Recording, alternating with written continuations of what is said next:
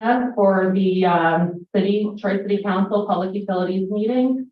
If we can all please rise to the Pledge of Allegiance.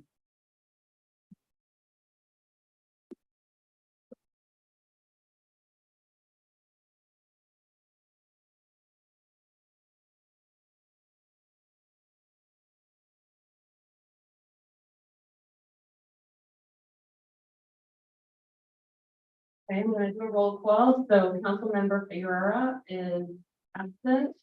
Councilmember Conley Wilson present. And Councilmember Irene Sorrento, I am present.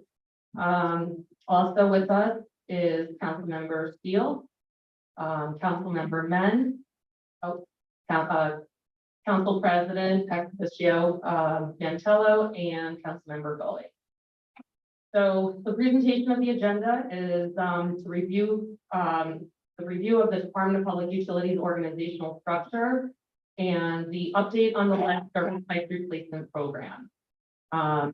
For now, before we begin, I would like to invite any member from the public to speak on these two items on the agenda. Just a suggestion, you may want to open it up after Chris speaks, just so folks hear the proposal. That's actually a good idea. Yeah, I'll do that. Up to you. All right. So yeah, so it'll be after after the presentation of the agenda and the information that we gathered, then I'll invite the public up to speak. Okay. All right. Also joining us is Mayor Madden, Deputy Mayor Nolan, and Superintendent of Public Utilities Chris Whelan, which I would ask for him to come and present the information.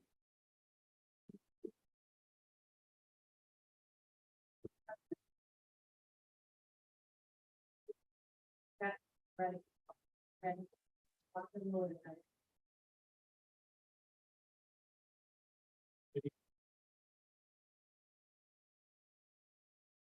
Good evening, everyone.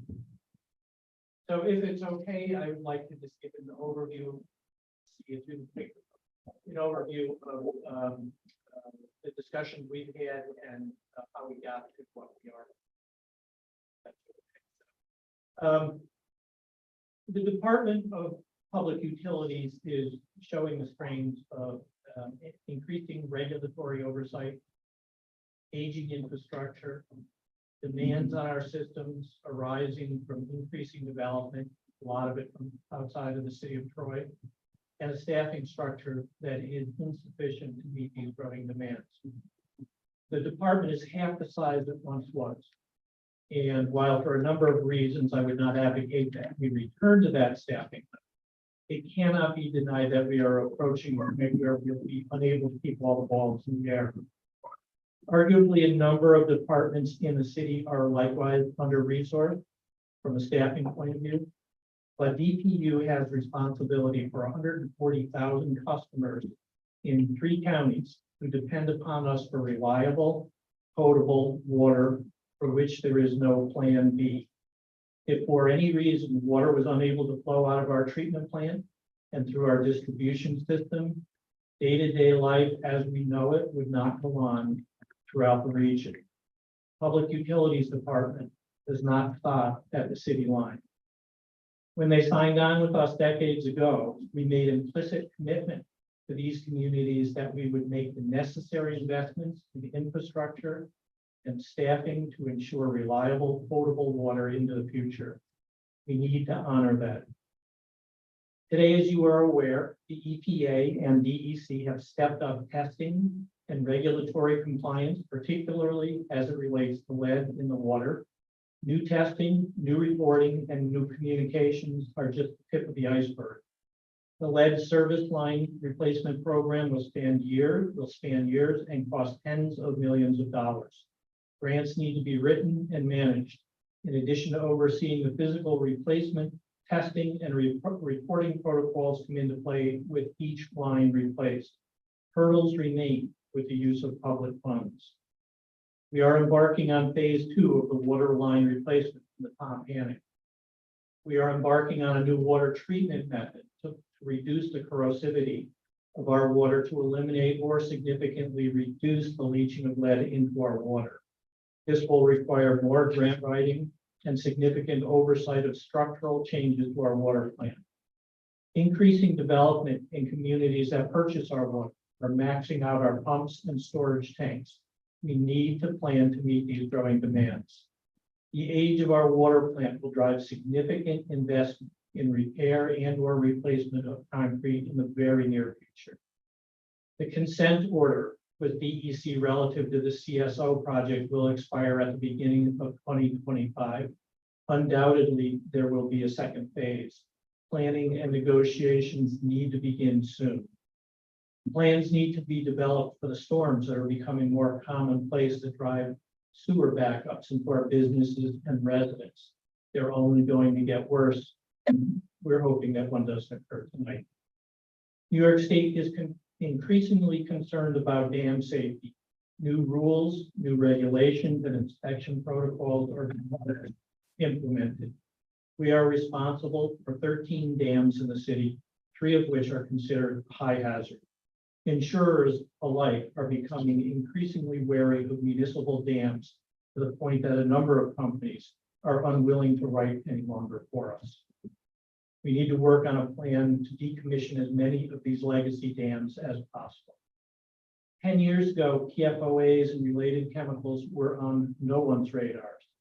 With technology's increasing ability to detect smaller and smaller amounts of contaminants, it would be short-sighted to think that there won't be additional measures we will need to be taking in the near future to meet new regulations.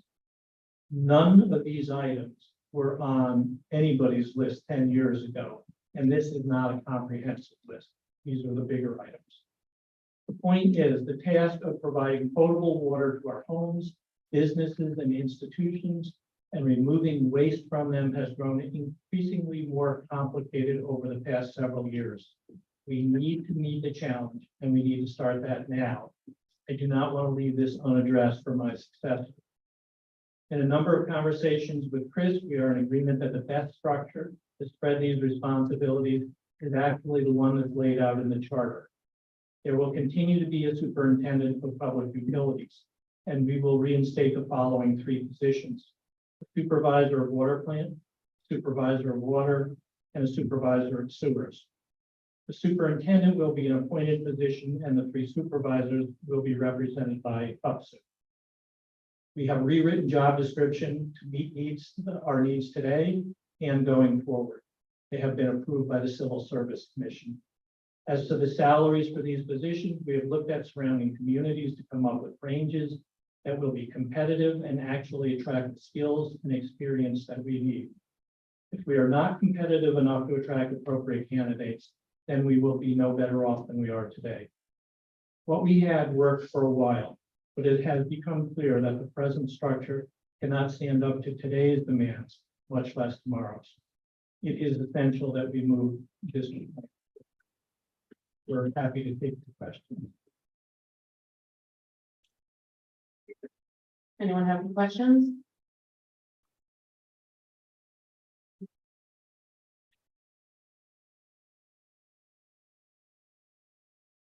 Jim wants.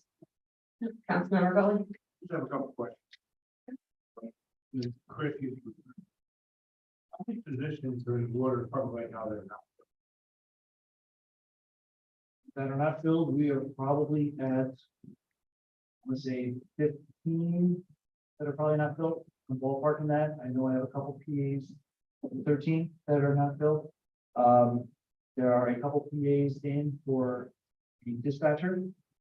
There's a personal action form that is in for a laborer. I have an application coming in for a maintenance mechanic, for a mechanic's helper. I have 3, we have 3 that are for operators. And we are moving 1 operator into a maintenance position at this point. And that's for the 4th operator into that spot. How long have the positions been vacant? Some years, we still have CDL spots that are open that we can't find any drivers because we don't offer enough to fill.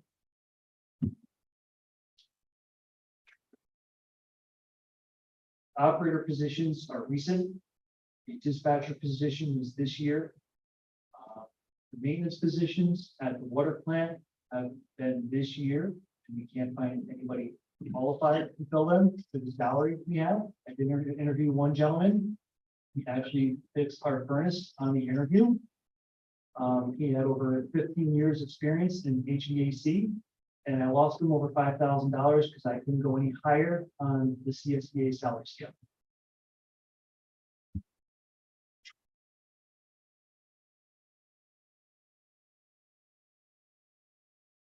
Ask now, but I do have other questions.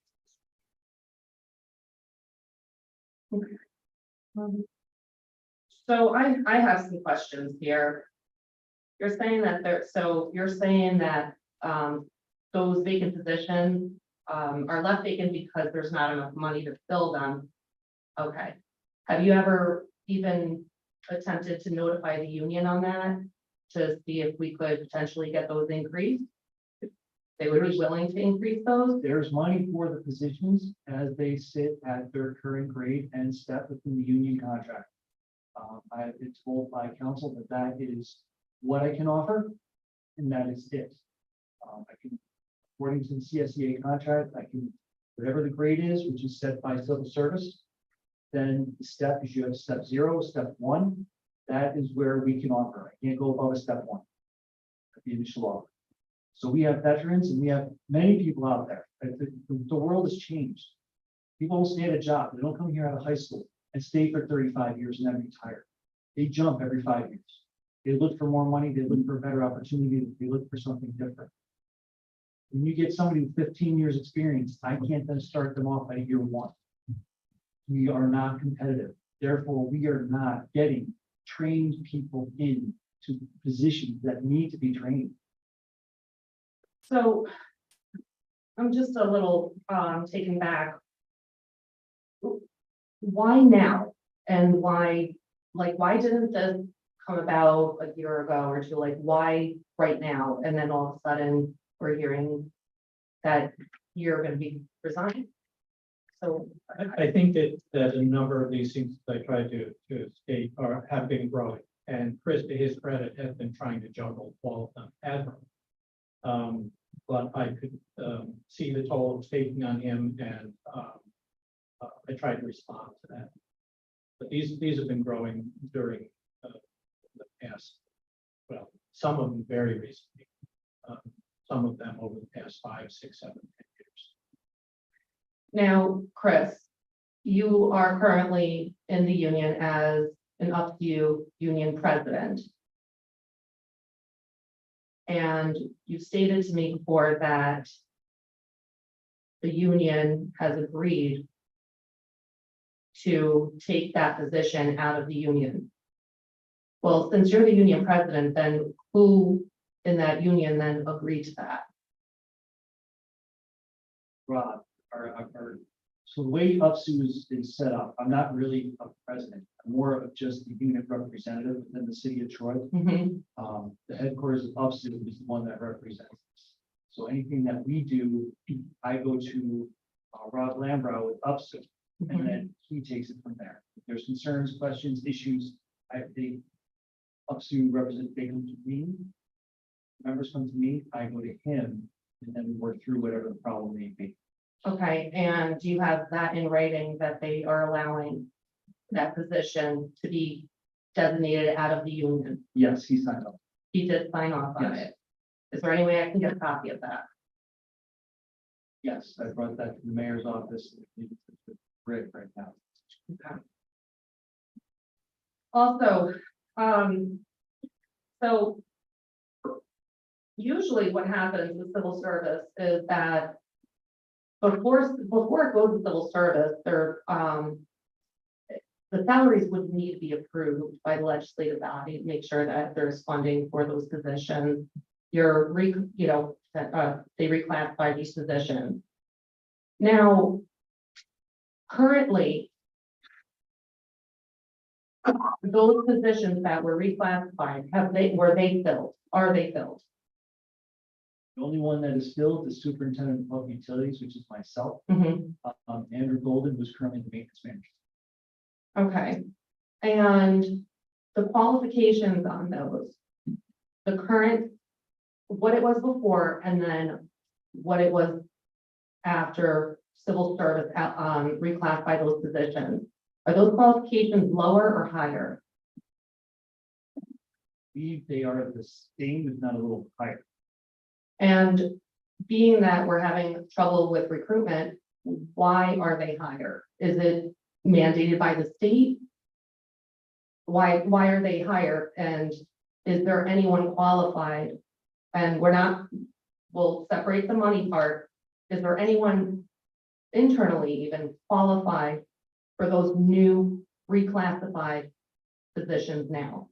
There are people internally that are classified for those positions, not qualified. They are not qualified for superintendent of public utilities, but they are qualified for supervisor of water, supervisor of water plant operations, and the supervisor of sewers. Okay. So, Whether they want those positions or not, or if better applicants come in, that's the story that has to move forward after the council meeting tonight. okay, and what is the reason why the qualifications were raised? So as we look at the way the world is turning right now, DEC is never going to go back on regulations. DOH is never going to go back on regulations. Everything is going to be more stringent, more paperwork, more red tape. I've heard it from every single one up there. Get funding, get funding, get funding, get grants. Every grant we get is about 3 weeks to get the application in, plus all the processes that we have to work with. And once we get it, the red tape that we get it with, it pretty much takes a single person. Every project we have, it takes a full person to manage the money and all the paperwork that goes along with that grant. It's not just, oh, we got a grant, great. I've been doing it. I've been doing it on the CSO side. I've been doing it on the water side for the transmission main, CSO program, and now working with the water plant operation side of it. It's more than one person can handle. So looking at the way the charter is, it allows for these positions to sit in the charter. And what that does is it puts somebody over sewer, to handle the CSO program, handle the daily paperwork that's required for those grants. Same thing for the water operations. We put in a application or a $15.6 million bond. Hopefully we'll get it for changing the treatment plant to let the corrosion control at the water plant. It's a $15.6 million project. It's going to take a lot of paperwork to make sure that goes through. We need all the state and federal check marks so that we can get reimbursed for that. Same thing on the water side. We got a $40 million bond in for phase 2 of the water transmission main. It's going to be monumental. We have to drill a 60-inch pipe, 50 feet deep, a mile. It is not something, it's a drill rig that you see in movies, is what we're doing this project. And I have myself and one other person in the admin and a project manager overseeing. It's unsustainable. It's not going to work. Now, you mentioned that you couldn't raise the salaries with CSEA because they're set by civil service, which I'm a little confused about. Because I mean, that's something that civil service should not, that's separate than the union. The union and the city actually set those salaries. Upon ratification of either an MOA or the bargaining union agreement. But these other positions, though, you mentioned, they are in the UPSU, designated in the UPSU union, in which you want to increase significantly. Why is it harder for CSEA to raise those salaries? And it's not hard for UPSU. Are they out of a contract? You'd have to speak to CSEA based on their contract. I'm not going to speak to CSEA. I follow what the contract says. Right, All right, so I'm Well, not here to discuss CSEA. I get it, but- CSEA is CSEA, their contract is their contract. right. Do I think it needs to be changed? Yes, I do. When it comes to UPSU, Mhm. UPSU is different. We don't have that pay scale that CSEA has. Upsuit is you can hire people at what they're approved at. So whatever the mayor believes that he needs to get that trained person in is what he can offer.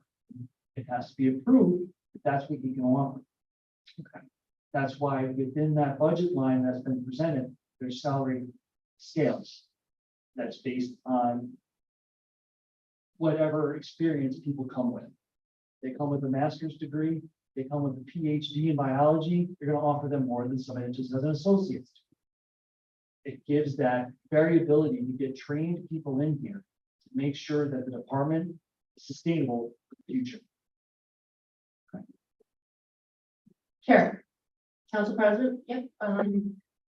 Chris, first and foremost, you've done a very nice job here at Public Utilities, so I want to take a step back. I know that you've been here, 15 years? 20 years. 20 years, so I don't, want to pass over the fact you've been here 20 years. You've been at Public Utilities for 20 years? Yep. What position did you start out in? I started off as a lab tech in the water plant lab, driving around the city, getting samples 5 days a week, working on getting samples after main breaks, getting into people's houses and getting samples. That's where I started. From there, I got my master's degree in business, and that's when I moved up to assistant operations manager, which was Yeah. DPU engineer.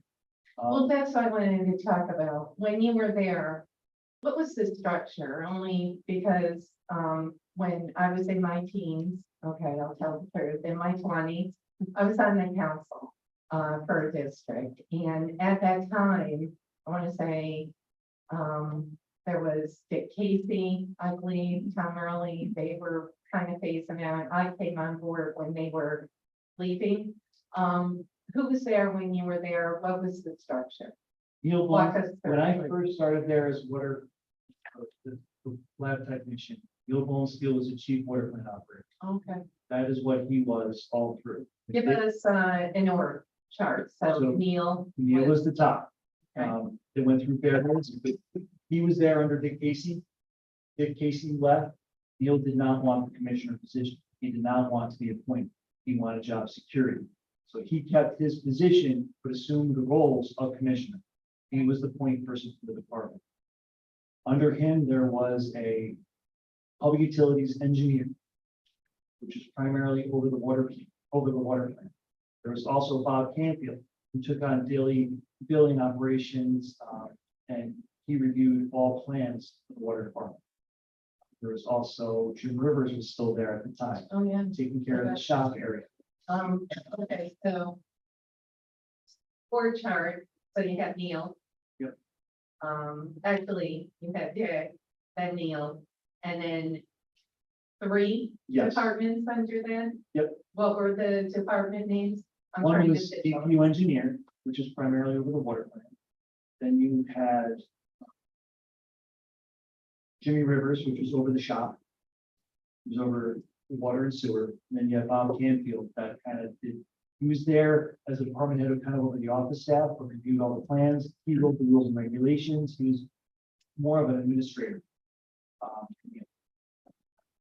Okay, so fast forward, some people. Retire, et cetera, move on. How many folks were in DPU at that time? So Jimmy Rivers moved to traffic engineer. We still had an engineering department of 2. Locke Trong was the DPU engineer at the time. He moved on somewhere else. They brought another engineer in that stayed for 3 months. He moved on for more pay somewhere else. They brought a third DPU engineer on. He moved on for more money somewhere else. At that time is when I got my master's degree. And I saw this happen. And I was in conversations with Neil, and I asked Neil, I said, you don't need an engineer, you need a manager. So that's when I sat down with Crawley. Dan Crawley, he gave me my engineering, he gave me assistant operations manager within the water plant. Remember that? It was Friday before my wedding. So he said, when you come back, you'll have a new job, go enjoy the wedding in your honeymoon. So that's when I got the assistant operations manager position. I was in that position for 5 or 6 years. And then, Neil was coming up on retirement. And I moved up. Through that, we've had various people over the shop area. Bill Bradley was in for a while, he left. We had a couple others in over the shop. But then I moved up into superintendent of waters and sewers for a bit, and then when Neil actually retired, I moved into superintendent of public utilities. Been here for 11 years. Superintendent of public utilities. Through that, we've had a couple different variations. Most recent was we had a maintenance manager, which was Evan Perry. He was over transmission distribution and sanitary sewers, and then Andrew Golden over the water plants. When Evan moved on, we put the job description out. Nobody wanted it. So we reviewed it. There was one person that wanted it. But the interview didn't go well. So we had another person interview, it was Andrew. He fit the position. Now he's in that position. His name is Assistant Operations Manager, position open. So now it's Andrew and I on the admin side. What used to be 4 people is down to the 2. And in that time, PFOA has come up, 1,4-dioxane has come up, lead service lines have come up, CSO consent orders have come up, the water plan has gotten older, DEC regulations have gotten more stringent, DOH regulations have gotten more stringent, EPA has been in the water plant, they've never were in the water plant. It's kind of a complete breakdown on the regulatory side of what's going on right now. Well, and I think you kind of made the point. So for me, first and foremost, I mean, our water ranks right up there with fire, police. We know that. We need clean, safe water, period. We have 140,000 people out there. It's something we cannot mess with. At the same time, same breath, I, come from the mold, I oversaw the New York State Canal Corporation. I saw our staff go from 550 down to like 400 through the retirement plan incentive that was offered 10, 12 years ago. A lot of people took advantage of it. You've lost institutional knowledge. You're having a hard time hiring people. COVID, we all know, we're still feeling the impact. We also know the market out there is not the market that was there 10, 15, 20 years ago, even myself, when I entered the workforce in government, state government. So, I understand what you're trying to do. It's bittersweet, Chris. I hate seeing you leave after 20 years. Your institutional knowledge is super important at a critical time where mandates, regulations, it's continuous, EPA, DOH, DEC, you name it, I get it. But we can't piecemeal it either. And I think your proposal is very admirable, but it literally was to save at this time. At the same time, potentially like short term, not a super long-term plan. Like I said, I hate seeing you leave. At the same time, I get it. You and I have had long conversations and, I'm happy for you, but it's very bittersweet. So in terms of the proposal, I think a lot of factors for me enter in. One, a lot of vacancies at the labor level, at the crew level. I think that's a real problem. And it's not on you. I get it. You're bombarded with regulations. You're bombarded helping to write grants. You're also project manager, and everyone's filling in those pieces. And right now, you're trying to kind of save in the heart. I get it. But I think timing enters in. It's we all know it's no secret. A new administration's coming in, whether it's me or whoever. It's not about me. It's about our public utilities and our 140,000 customers, and more importantly, also current residents who depend on safe and clean drinking water. So I think we need a short-term, long-term. I don't think the answer is what's being proposed here. I think the answer is, let's put together a short-term plan and let's let whoever comes in really look at DPU and look at it thoroughly and, potentially sit down with various engineers. I mean, we're going to have to rely on outside engineers right now, correct? So I respect where you're coming from, and yes, we are. A major portion of my reason for resigning was I watched the council meeting. And I took myself out of that decision. Mhm. Me as superintendent, the salary that was being discussed is taken out of that decision. This decision is truly what needs to happen to the Department of Public Utilities for the future to make it sustainable, to keep the water flowing. And although it seems top heavy now, at some point you will get the crews back. That's what I want to hear. yes, How we how will do you get the see people that back. happen? Let me, Perfect, thank you. so take me out of this scenario. This is what needs to happen. There needs to be a superintendent of public utilities that can focus on the admin. Not yelling at the labor for showing up late. We have great supervisors, we have great people in the department, okay? That superintendent needs to be able to focus on these 9 other communities that we supply water to. He needs to be, he or she needs to be able to focus on, where are we gonna be in 10 years? We have an upper high service tank that has 4 million gallons of water that we pump to 18 hours a day. We need more tanks.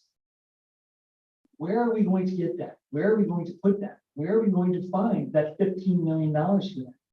This superintendent needs to be able to focus on the long term. Not the daily stuff. Main breaks occur. That's why we need a supervisor of sewers and a supervisor of water. They need to be able to deal with the main breaks, the sewer collapses, the storms coming in, the backups. They need to be able to deal with the projects that are going on. Mhm. Although the superintendent is involved with all of it, he needs to be able to have his meeting on a Monday morning. Everybody gets their marching orders and you move on.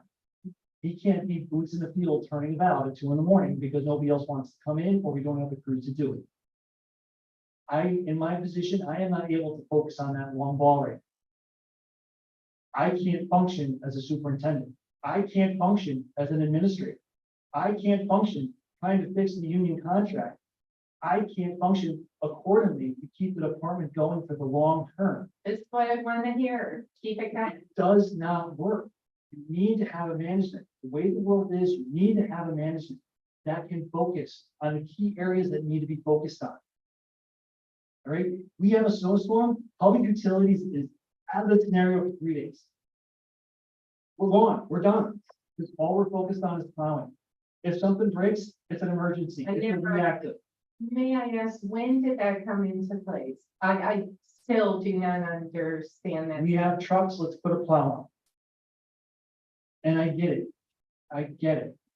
It's an asset, you can use it. It started off as a portion of Lansingburg to 101st. I recall. Then it moved down to Glen, then it moved down to Hoosick, then it moved up. It's constantly movable because DPW is in the same mode. They can't get people, their budget's being cut, they can't get the equipment. We're piecemealing everything and the whole thing is broken. And I'm not blaming the mayor. The mayor has done a great job with what we have. He's relied on us as department heads to keep it going and we have. But the world has changed drastically since the pandemic. During the pandemic, those that could retire did because they did not want to deal with all the ramifications of it. Those are all the baby boomers. They're gone. Now there's vacancies everywhere. And these people are able to throw money at jobs to get people in because they need it to keep their business going. You got a CDL license, they will hire you right now, $45 an hour. Okay. I offer 21. They have health benefits. They're union. You don't lose much. I get that. You Chris. don't get the pension with the state. I get New employees are tier 6. The pension isn't what it used to be. the tier 6 historical. I get it. I get it. This new group of employees, what they bring home in their paycheck. They don't look at where they're gonna need to be 30, 35 years from now.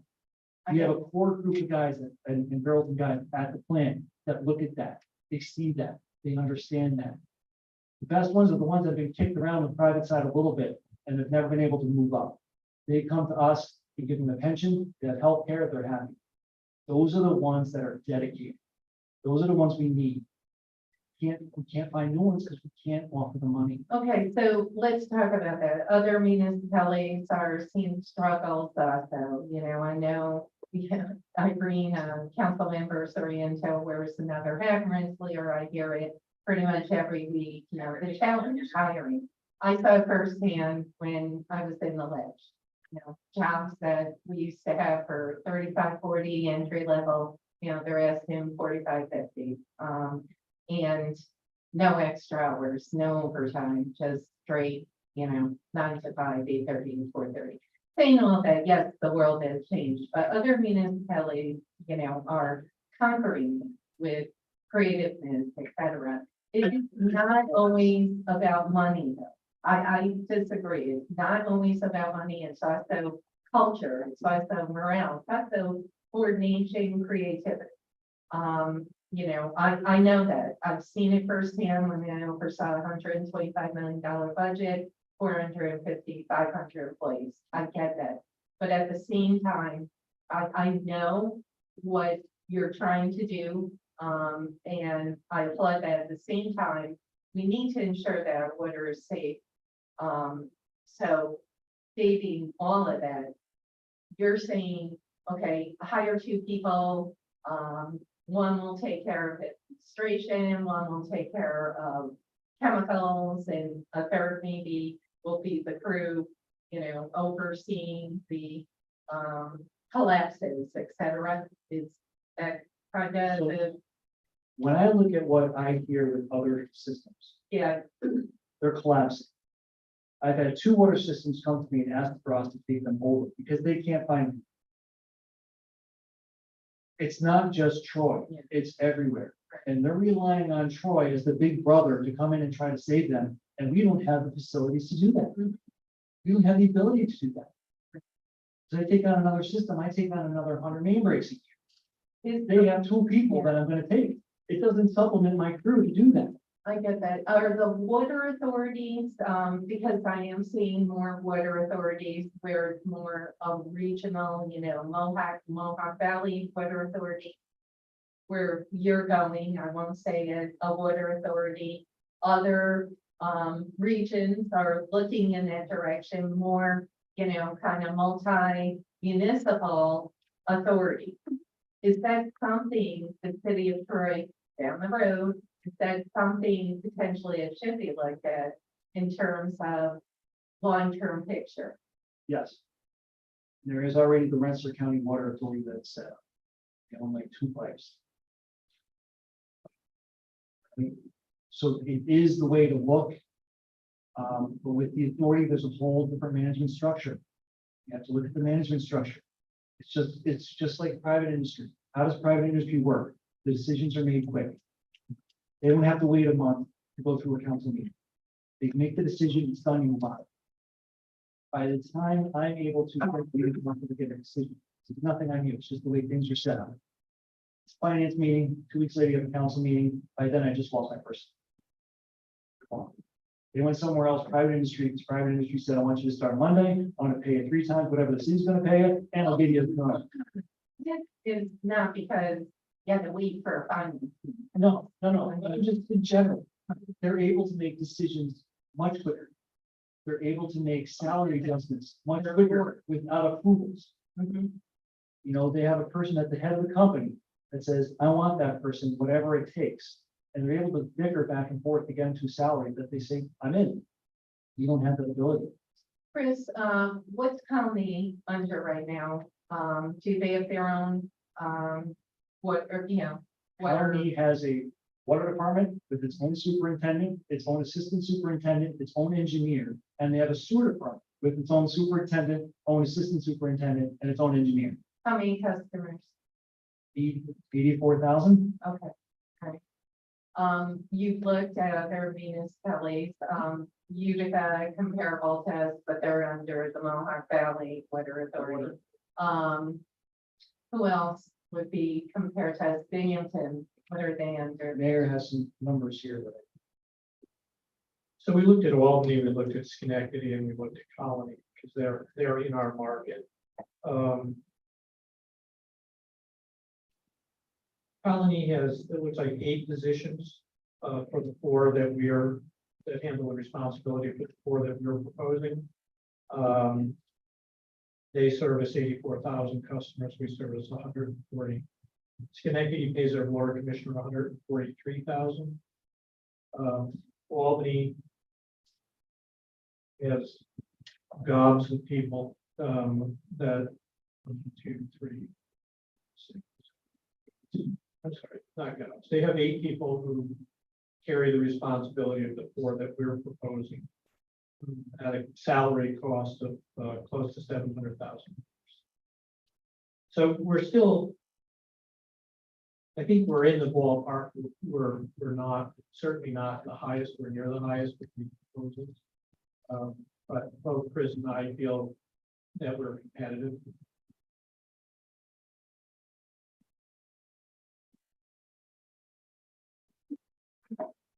Sure. Sure. So I think some of the concern that was voiced, you know, and I think that this is something every department is going to see. We've run a disparity budget for 25 years, we've closed budget gaps by leaving positions vacant, we haven't adjusted salary to stay competitive. And we're gonna find, I think probably over the next 4 years, that this is the hard conversation. Who gets the money? Who gets money first? Who's most critical? And there's gonna be winners and there's gonna be losers, for sure. And so I think one of the concerns I had to bring this proposal forward is it addressed the administration of the departments, which is, you know, absolutely essential. And I think it'd be very helpful to have a comprehensive, if we also brought our CSEA membership up to a competitive rate, comparable to other municipalities, so that we can start seeing lateral transfers. And as we're coming into the budget proposal, and I would like to see this from you, Mayor, I would like to see budget proposals that actually have our salary costs for both CSEA and that are comparable to other regional municipalities, so that we can make an informed choice. I mean, it's a hard call all around, but this might be the year in order to get our city staff at a functioning level, we raise the tax. And we raise water rates substantially. For other municipalities that buy from us, start there, obviously. Who are they gonna go to? For a monopoly. And that's how monopolies work. Whether you like it or not. So And I would just say, like, I would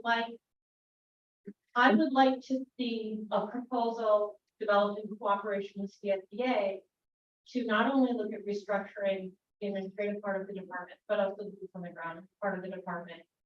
And where those salaries are, what the benefits look like, so that when the budget comes in front of us, we make the hard call, because most of us are not running for office. And we don't have to make friends. And we can make the hard decisions that have to be made. And there's no other way around it, it's gonna suck. And we need to shake down our nonprofit. I mean, we need to go to the municipal redevelopment, the Troy redevelopment fund, and ask for more than the $600,000 that we get from our meds and eds. That's a handshake deal from the nine. And I know that they pay for water and they pay for water development, but certainly for the underlying costs, I think that's a conversation that we need to have with the organizations that hold substantial amounts of property in the city and don't really pay their fair So, not a good question. for you. No, I have a response for it. I understand that. And when you say who's it gonna go to, who's it gonna go to first, it relies on contracts. Right, this is before you now. I am out of this discussion, except for leaving wholeheartedly as the past superintendent for the past 11 years. Into the water department for 20 years, seeing various different things. I'm a resident of Troy for my entire life. This is what needs to happen to make the water department work. This is what needs to happen. Mayor works very hard on the charter with many others, and this is what was set out in that charter. This is what needs to happen to make it work. When it comes to other unions, I know it's going to suck. I know there's many behind me that I can feel the bullet right in the back of my head already. Contracts are up for negotiation at all times. I think the contract needs a major overhaul. I think the positions within the contract need a major overhaul. I think we need to get people the job descriptions to what the boots on the ground are doing. The city cannot survive without them. We need to get those job descriptions accurate and appropriate to today's market is what we need to do. And we need to put provisions inside that contract that allows it to move forward. The cost of living last year was 8%. We are all losing money by working for the city. It's not sustainable. It needs to be changed. And I say that as a person that's leaving, but as a resident that's concerned. It's what needs to happen. There's a couple of things that I would like to address. In this situation, it's a little bit different. May not be fair, but it's a little bit different because the water fund stands on its own and can afford increases. If we lose customers, external customers, those that do have a plan B, then water becomes more expensive for everybody in the city. And we still aren't in a better position in terms of meeting our obligations. I've been through now 7 fairly grueling budget processes, and I don't come in with salaries that are commensurate with other municipalities because I know what will happen.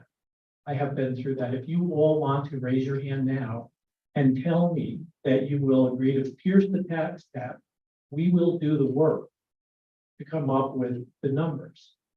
But for me to sit here, or for me to undertake that work and impose that burden on the staff to come in and know what's going to happen, that's not respectful of our time. I think you'll recall that last year in the budget process, we tried to set aside some money to do exactly that, to do a salary survey. And we were ridiculed for putting money, or proposing to put money into a salary survey. So we did not do that. We withdrew that.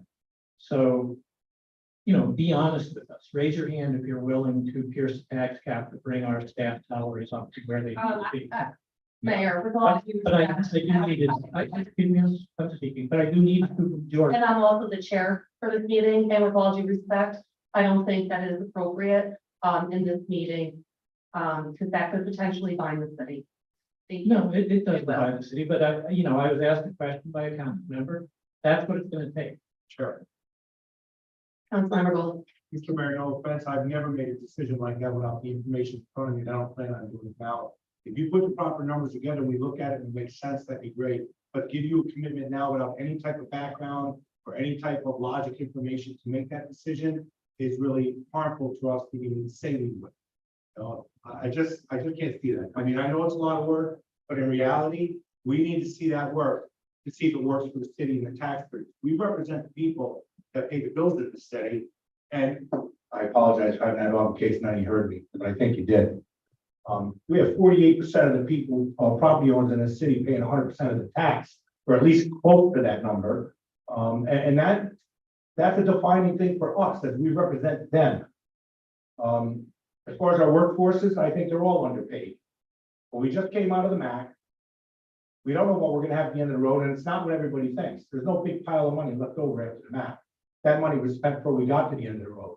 So there's not a lot of money that's there, and anything we do, unless we include the nonprofits and the other entities in the business in a city, it's gonna be very difficult to push a big number on that small amount of people to pay 100% of the bill for everybody.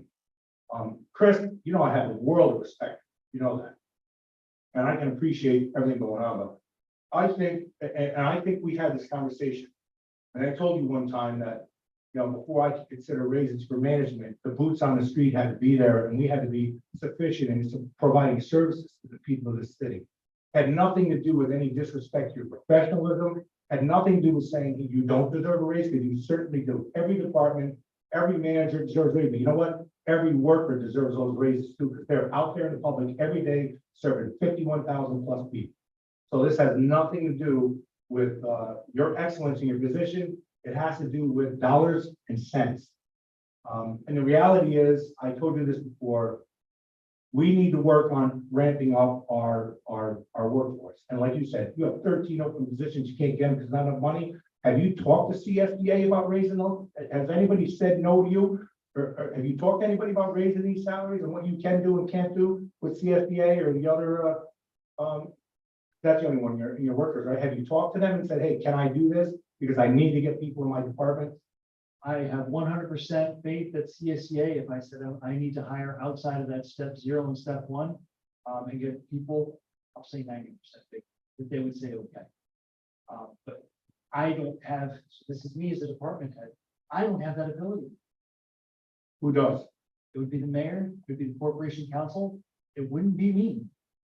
And that's where I feel like I'm trying to steer the helm of the ship from behind a locked door. I hear you. Mr. Mayor, have you ever approached CSDA on our problem with hiring employees and think you might be able to initiate more of a pay in these different positions to fill them? I, like Chris said, I don't think they would disagree with us at all, but I would have to come back to you and ask for a tax increase. This point, a little late in the year to even do a mid-year tax increase.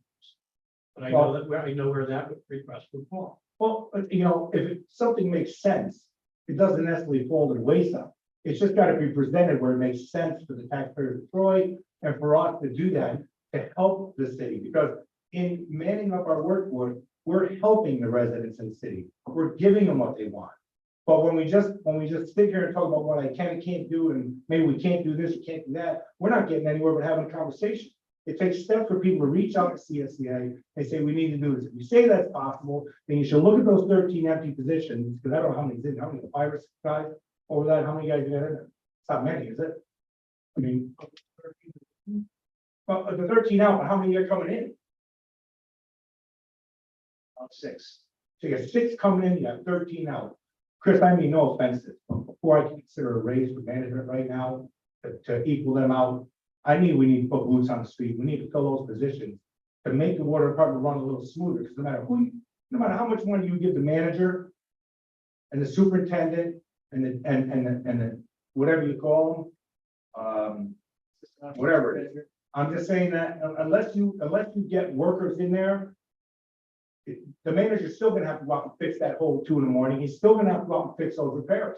You need boots on the street. And we should be working to put some of that $112,000, not all, but some of that money should be going to put boots on the street that serve our taxpayers.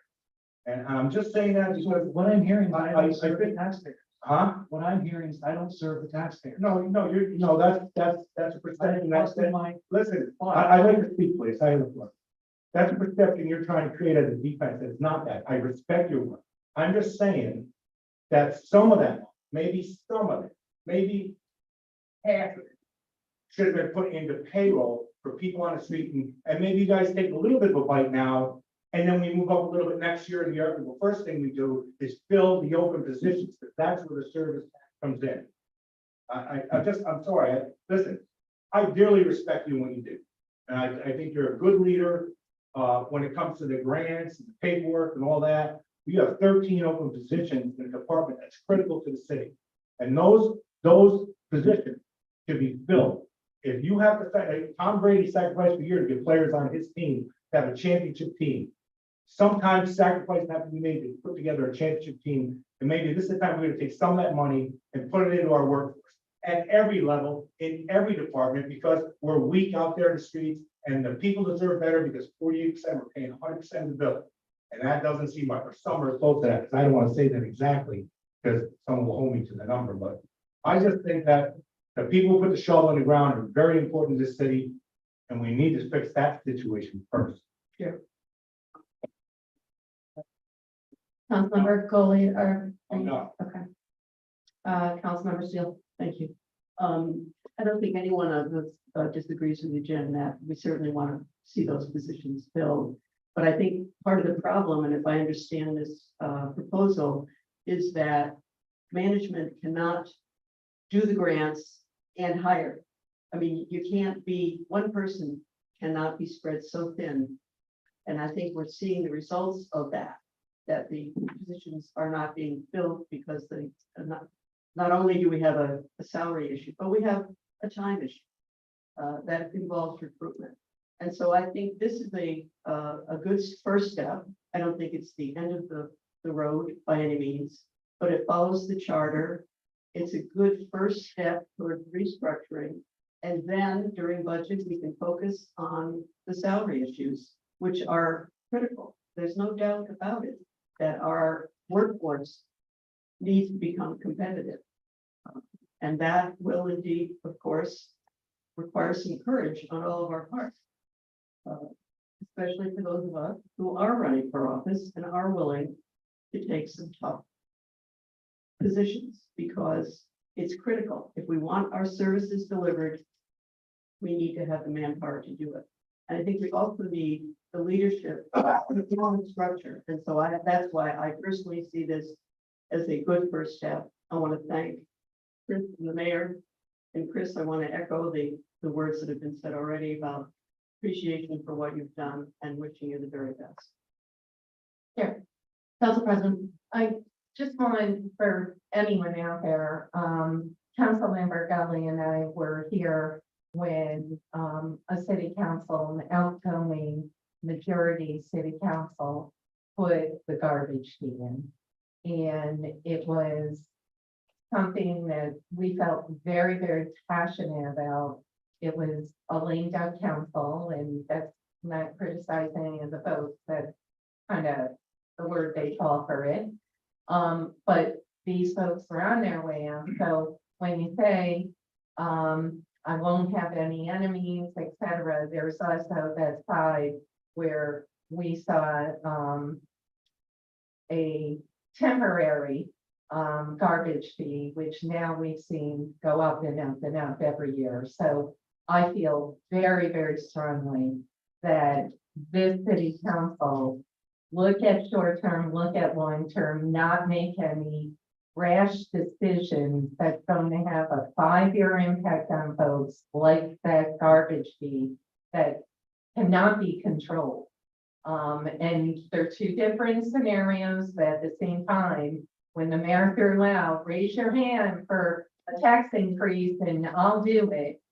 No way, please, don't do anything rash. Take a step back, short-term, long-term. And as Councilmember Steele mentioned, there is a new administration either way coming in. So I just hope that the council keeps that in mind. You are not going to fix this in 2-3 months. There's a short-term and a long-term. And Chris, like I said, I think some of the proposals in here have merit, but at the same time, we have to fill these vacancies. I've said in other departments, we had code come in here. Code said, we want more people, but yet they have vacancies. This was 2 years ago. Fill the vacancies, then we can add other positions, etc. 6 months from now, you look at it, but to make any rash decisions with an outgoing council, I saw it firsthand. We cannot do that. So I just caution everyone. and I want to thank you, Council President. I also want to add, Fred, I am echoing with what everybody's saying. I do admire, and appreciate all the work that you've done. This is not personal at all.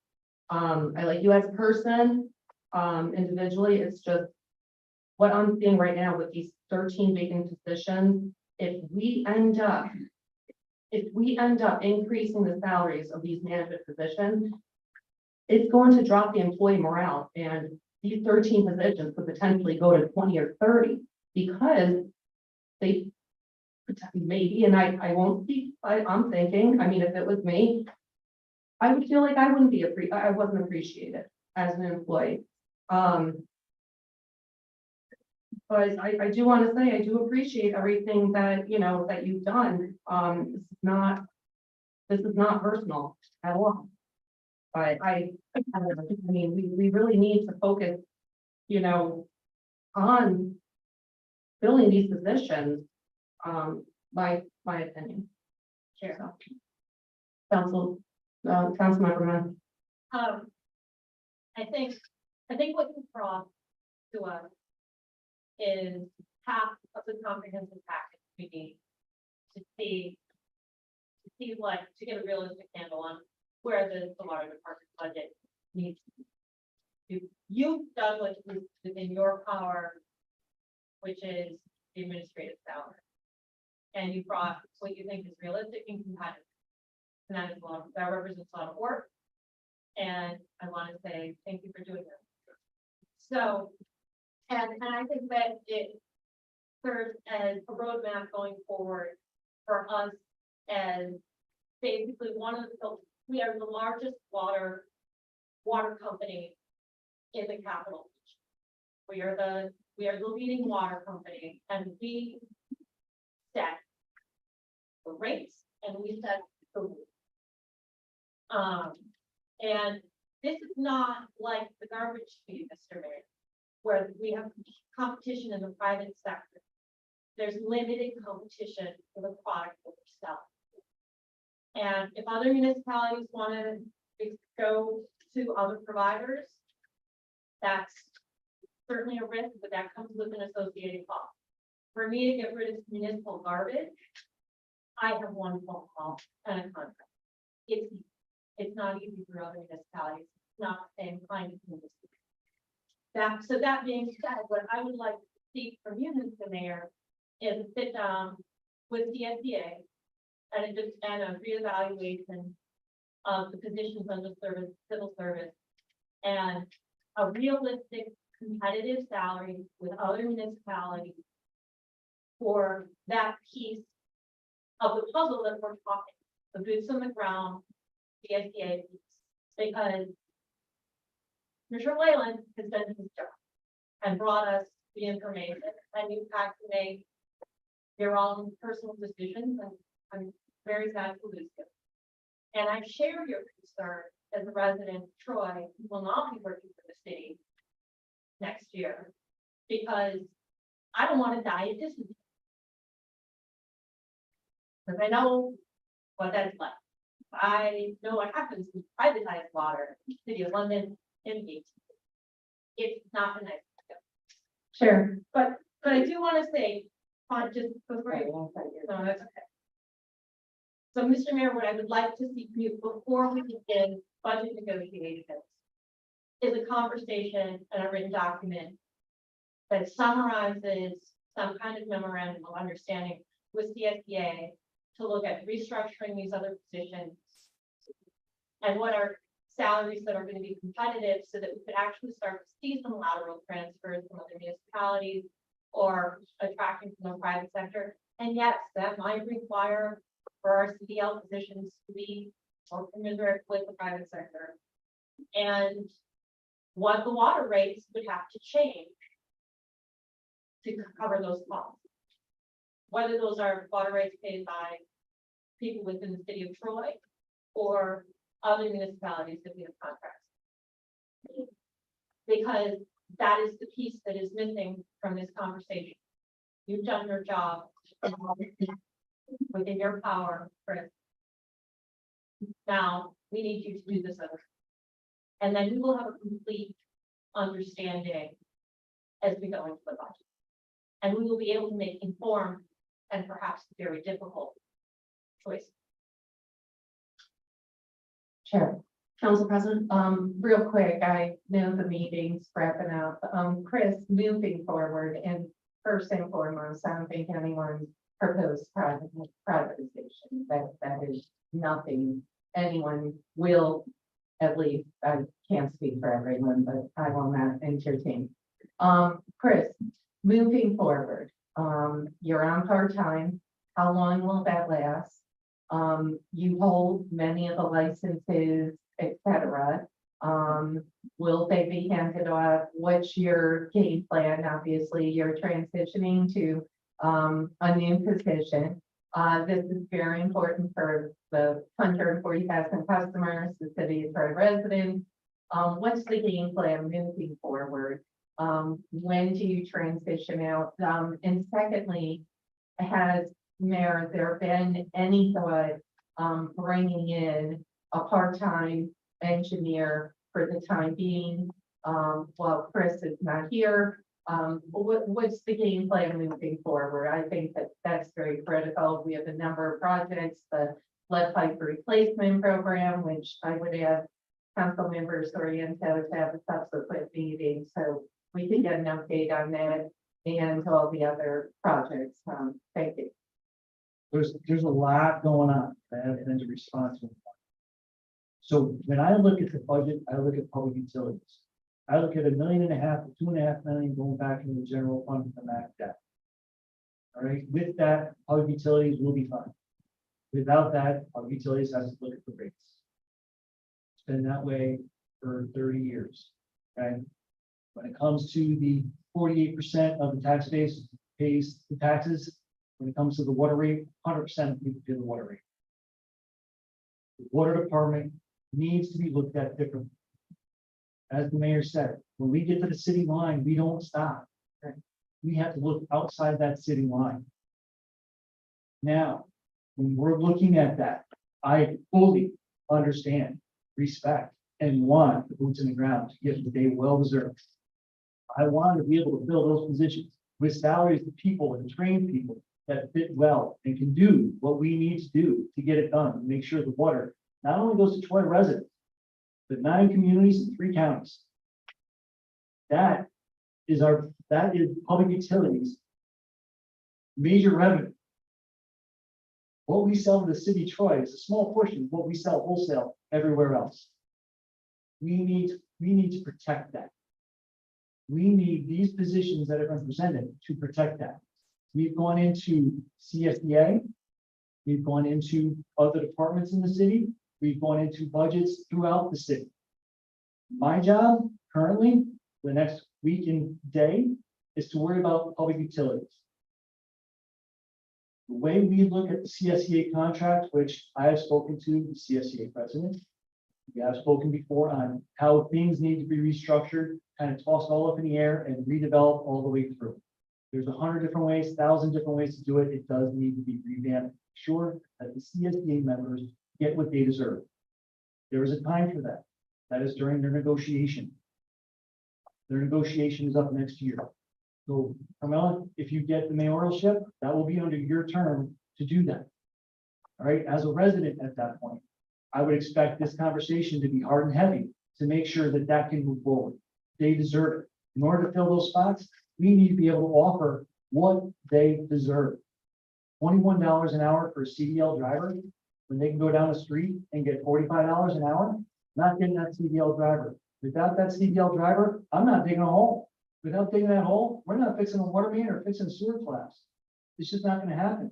So I get that they need to be paid what they're worth. But without management fighting for them, without management to manage them, to manage the project, to find the funding, they're just doing daily operations. We got to think bigger too. As you stated, we are the water for the county. We need to think bigger. We need to discuss what we're doing with our surrounding communities. Rensselaer East Greenbush is looking at a major upgrade at the pump station. I haven't had time to sit down with them to discuss it. I don't know if we have the capacity that they're looking for. Every time they turn a pump on, they could break a main on us. So the way you're looking at these 4 positions is looking at it as top heavy. There's a time and a place for everything. And by my resignation, take me out of the scenario. You want trained people, you're gonna need to offer what they're trained to do. My part-time here with the city has not yet been discussed. That is a discussion we are going to have next week based on the outcome of this meeting. I understand where you're sitting. Right now, there has a truly, if I leave next Friday, there is one person running the entire water department and sewer department and purification department. Trying to manage the projects we have going on, trying to have meetings with DEC, EPA, DOH, to make sure we don't get fined everything. To make sure that our water is safe, to make sure our contracts are where they need to be, make sure that our pipe yard is full of pipes so we can fix those mains. We're coming into main break season. We need staff on the top and the bottom, and they all need to be well paid to do what they do. As the water department, I respect everything DPW does, and I think every single person here will understand that the sanitation worker is probably the most under-respected person in the entire city. As public utilities superintendent, I have to look at my department. My department, I look at as next on that list. Without water, without sewer, you don't have a city. It would be an evacuation of the entire city if we lost water. We got a main break, mayor's within 3 weeks of the mayor's first time in office, that nearly took everything out. It was those boots in the grounds that took care of it. It was the administration that took care of the customers in Waterford and Half Moon. I had meetings left and right with that. I was at their council meetings. I was talking to their fire departments, trying to make sure that they have what they need. We were making provisions on our side so their tankers could fill up if needed. It's not just the boots in the ground when it comes to 140,000 people. A lot of management involved in that too. And right now, with me leaving in a week and 2 days, you're looking at one person to take care of it. It's unsustainable. You're gonna burn out. Burn me out. So I respect, it's been a pleasure working for the city of Troy. I love the residents of the city. I have spoken all the different languages from the South Troy versus the world, the east side, to the north central, to the Lansing. I have spoken all the languages all the way through, and it's a pleasure to try to figure out how to communicate with all the different residents, and it turns out to be fun most of the time. But there are big problems that need to be solved, and I can't run a ship with my hands tied. And it's frustrating, it needs to be fixed, but you need people in the right spot to do it. And I think without an administration within the water department spread out like this, where you have an overall chief and you have a person over each section of the water department, sewer department, and purification department to make sure that everything is met, the employees are met, the employees' concerns are heard and solved appropriately and have time to deal with that, it's not sustainable. Thank you, Chris. Does anybody else have any questions? All right, so we'll move on to the next item on the agenda, which is the update on the lead service pipe replacement. So.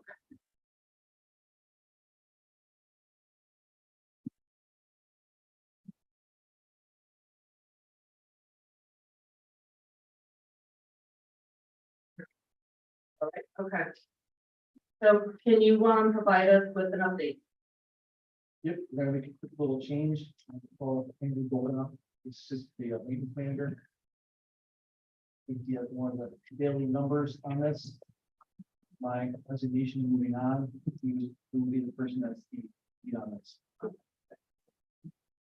Hey, how's everybody doing? Hey, Andrew, Hey, Marty, how are you? good.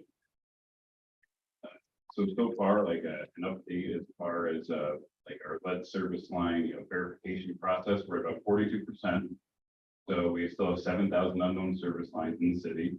We need people to kind of get on and, head into their basement and see what they got, report it to us or call us at the lab. Of those 42%, we have 4,100 of the non-lead and 1,300 lead services so far. And then, like I said, our 7,000 unknown.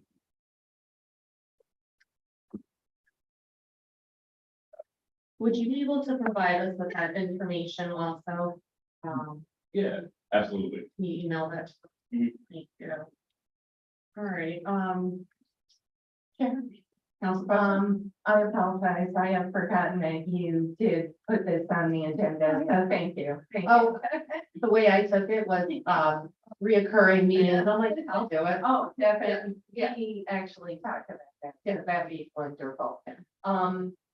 Thank you so much for that update. How many like replacements have we done to date? And if Andy, Chris could, if you don't have it, the amount, how much has been spent to date? So how many homes? I know you're working in clusters, which clusters are being tackled? When do we shut down? Are we potentially going to work through the winter? What's the timeline, game plan? And we appropriated, I believe, close to 3 mil. So once again, how much has been spent to date? And take it away. Thank you. Okay, so I don't have too many of the monetary items on here, but I can tell you we've done 42 replacements so far. The season started on May 25th. We're gonna work probably until the ground freezes. We've done 33 services that we've killed at the main, which is part of the deal. If we're going around, finding unused abandoned services, removing them. There's been 213 potholes dug. Those the hydro excavation holes on both sides of the service to verify the public and private side. And right now we're on Fifth Ave on 100 near 104th going south. We've already completed the work on 4th Street and 2nd Street and State Street. We've had a few one-off leaking services in between there, South Troy, Hill Street. We were up on Highland Avenue. We did one. So we'll be on Fifth Ave for a little bit longer, and then we're heading up to Excelsior, and then we have 2 other one-offs that we need to take care of as well. Now, when Chair. Yeah. When you say the one-offs, are they because they're hotspots? Are they because they're with the CDBG, or how are you qualifying folks? Gotcha. So the one-offs would be someone that has like, we get a call out a leaking service. So they go out and we have water coming up in the street or on the sidewalk, or, water pouring into their foundation. And we can, look at the service, then if it's lead, we'll replace it. We've done a few where the health department's contacted us, someone that's had like an elevated blood level, someone in their family at that residence. We've replaced a couple of those, we have a few more to do. So that's pretty much how we decide on those like one-off locations. I did receive this in the mail. Did this go to all households? Correct. It did, okay. I think it's super informative. But you put in a like corrective. Can we talk about this? Because some things are a little concerning. So those are corrective actions. That is a letter that had to go in. It was a requirement from EPA. We tried a couple different ways to do it. They flat out said, this is what you need to do and how you need to do it. So EPA came in, did an audit last year. Based on that audit, they found some deficiencies. Those are the deficiencies that were found. So we had to put a lot of it was some reporting. Some samples didn't have the 6 hours stagnation before the sample was taken, or we couldn't verify. Some of them were because of we couldn't determine if the material coming in was lead or not. And this was back to 2020 and 2021. When there wasn't so much press on the lead service line, and we weren't getting the cooperation from residents. Now that we're moving forward and there's a lot of heat on the lead, we have no problem getting, the lead sampling done. And we have that flyer that will be going out quarterly. The letter within that flyer is only a one time that needs to go out. Hopefully anything going forward that needs to be put in a letter like that would just be added into the flyer. That goes under our public education, which has to go out quarterly according to EPA. So that flyer will be in your mailbox every quarter. It allows us to put different information in it based on the lead service line or any other information based on the water department or sewer department. One of the things, I did see, why would this not go out with like more, city, header? I mean, I know the ARPA is, paying, for a portion of the lead replacement program. But wouldn't this, because it's co-official with corrective action plans, things of that nature, have to have more of an official letterhead? I mean, it sounds very simple, but I was surprised at it. That's what was approved by DOH and EPA, and that's how we. We wanted to put it on one side, so it wasn't a flip paper, we wanted to make it simple as possible. for Oh, I residents. get that, and I was looking more at the Troy Now, because Yeah. Troy Now, really didn't do all of this 2020, 2021. You know what I mean? Like, It was more, Troy Now is more, it was more based on content and work. It's really what that document was based on. It's more to get the information out than to make it, put a bigger header on it, make it look pretty. It's more to let the resident know what was going on and try to make it readable. The required language from the EPA is sometimes very hard to read and understand. So we try to, I don't want to say dumb it down, but make it more legible for the resident. and you feel, last question, contractor doing well, moving at the pace you anticipated. I'll get the numbers from Andy Financial. But all in all, you feel it's moving the way you anticipated, Chris? Yes. Liz?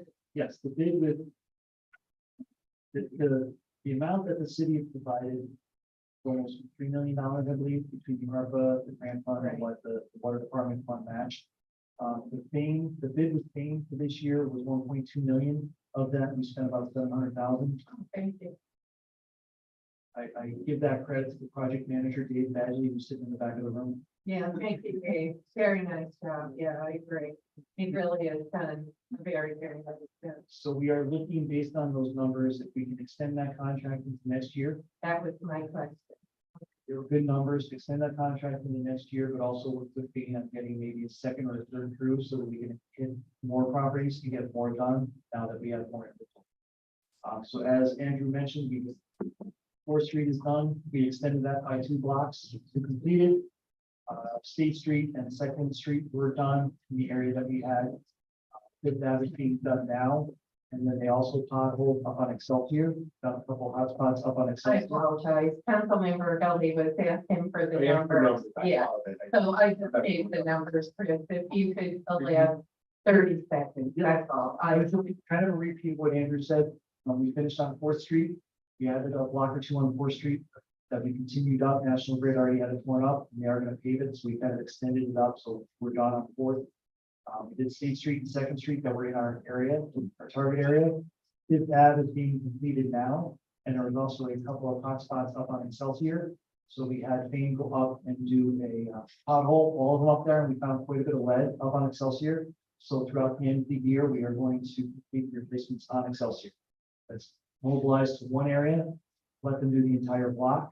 It saves on mobilization. We get the block done, pave it afterwards, and be out of there. We're still going to hit a couple of one-offs if leaks come in or somebody else has elevated. We're going to try to get those this year. But we anticipate that with Excelsior, that'll try to bring us right up to Thanksgiving, if not Christmas, and that will probably be the end of the year, depending on weather. Who knows what January, February is going to bring, but then if we can extend their contract and move into next year, we'll work and get some other hotspots for next year.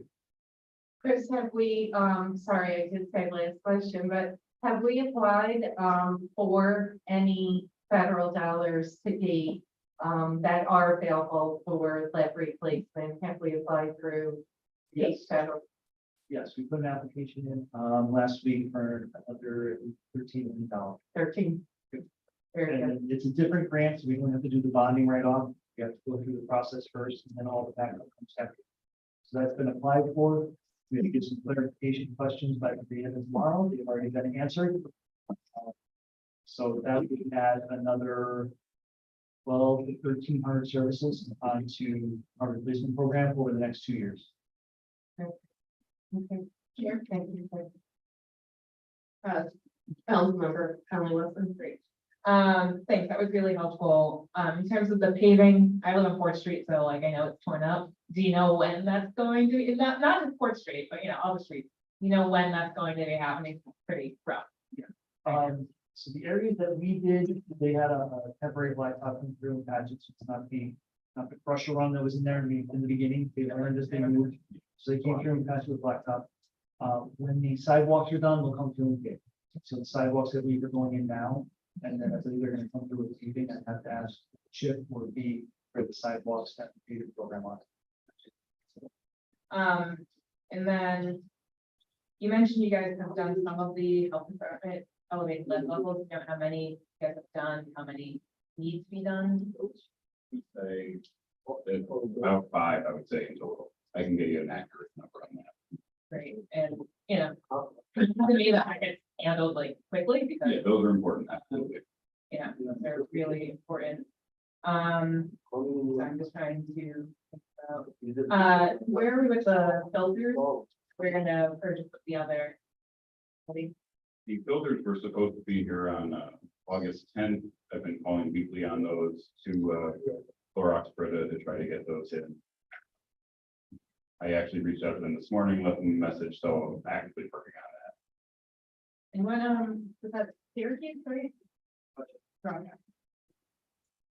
And then I've just kind of seen going around, you know, elevated lead in the water and all that, just curious if you guys can talk a bit more about that, like what's going on and all that kind of stuff. So the mailings that are going out, so it's gonna be coming out every 6 months, you're gonna get that exact same down. We are going to be in seats until we either change the water treatment process or get every lead service line out. And what happens is we have to take 60 samples every 6 months, and they have to come from a house that has a lead service line, which now we have that inventory. So we are trying to find the worst case scenario possible. If 10% of those are over the limit, we have to send out a letter to everybody that drinks the water in the city saying, hey, this is what happens.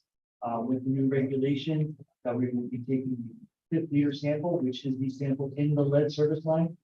To generally calculate the sample, but what is the lead service line? We will be in the seats. It's just gonna happen.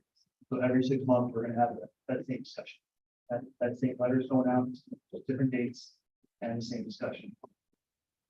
It doesn't mean that there's lead in everybody's water. It just means if you have a lead service line, there's a potential that you have increased lead result.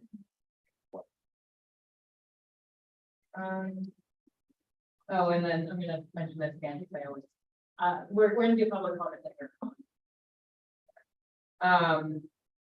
With the grant writer, I know that.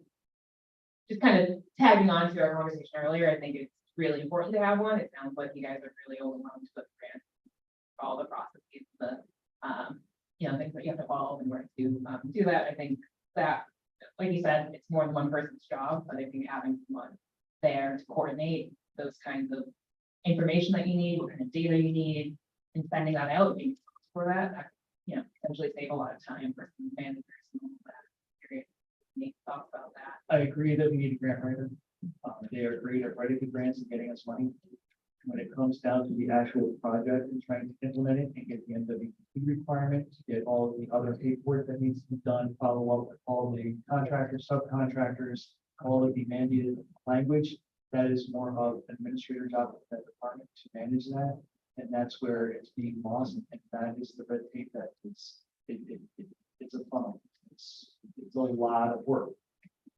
It's a lot of chasing down contractors, subcontractors, getting the contract, getting the subcontractor contract. Who is an MWBE? Who is not an MWBE? What part of the project do they have? Following up on all those numbers and percentages to make sure that we meet the requirements of the state or federal government. So it's one thing to get the grant, it's another thing to actually do the project and get the money. Oh, yeah, and I work now, I'm very well aware of different PEs. Albany actually have a really great MWP. And they do, and they also have 2 people that are in charge of the MWB program for just the water department. All right. Yeah. Oh, yeah, okay. Does anybody else have any questions?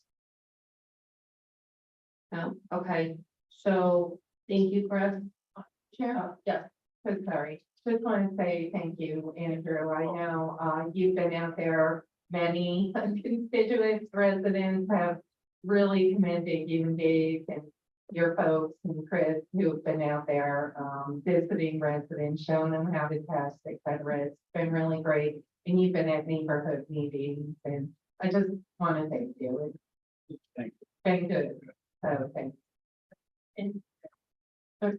I want to reiterate that because obviously it's a good amount with the CDBG and the Second Street big cluster. Impact a lot of residents in my district and a lot of businesses. It was handled beautifully. Communication was great. I didn't receive a single complaint about anything. And that's amazing. So maybe there's, but like, paving was good. And, a building I have on 4th Street, which is part of the CDBG cluster. I didn't even know it was a lead line when I attempted it. I didn't find lead, but you guys had the expertise, you found it.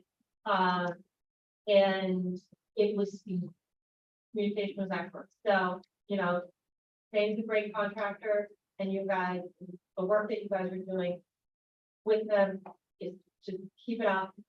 And I would strongly encourage anyone that is anticipating, like looking for their lead lines being replaced.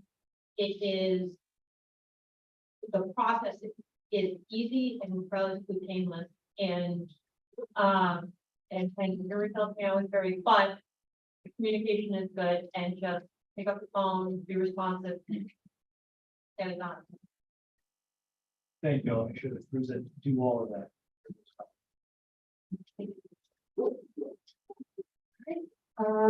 Thank you, Chris.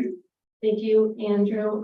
So I am going to open it up for public comment. I ask that, if we can just please keep it to 4 minutes. Please state your name and either your address or the vicinity of where you reside. Sure.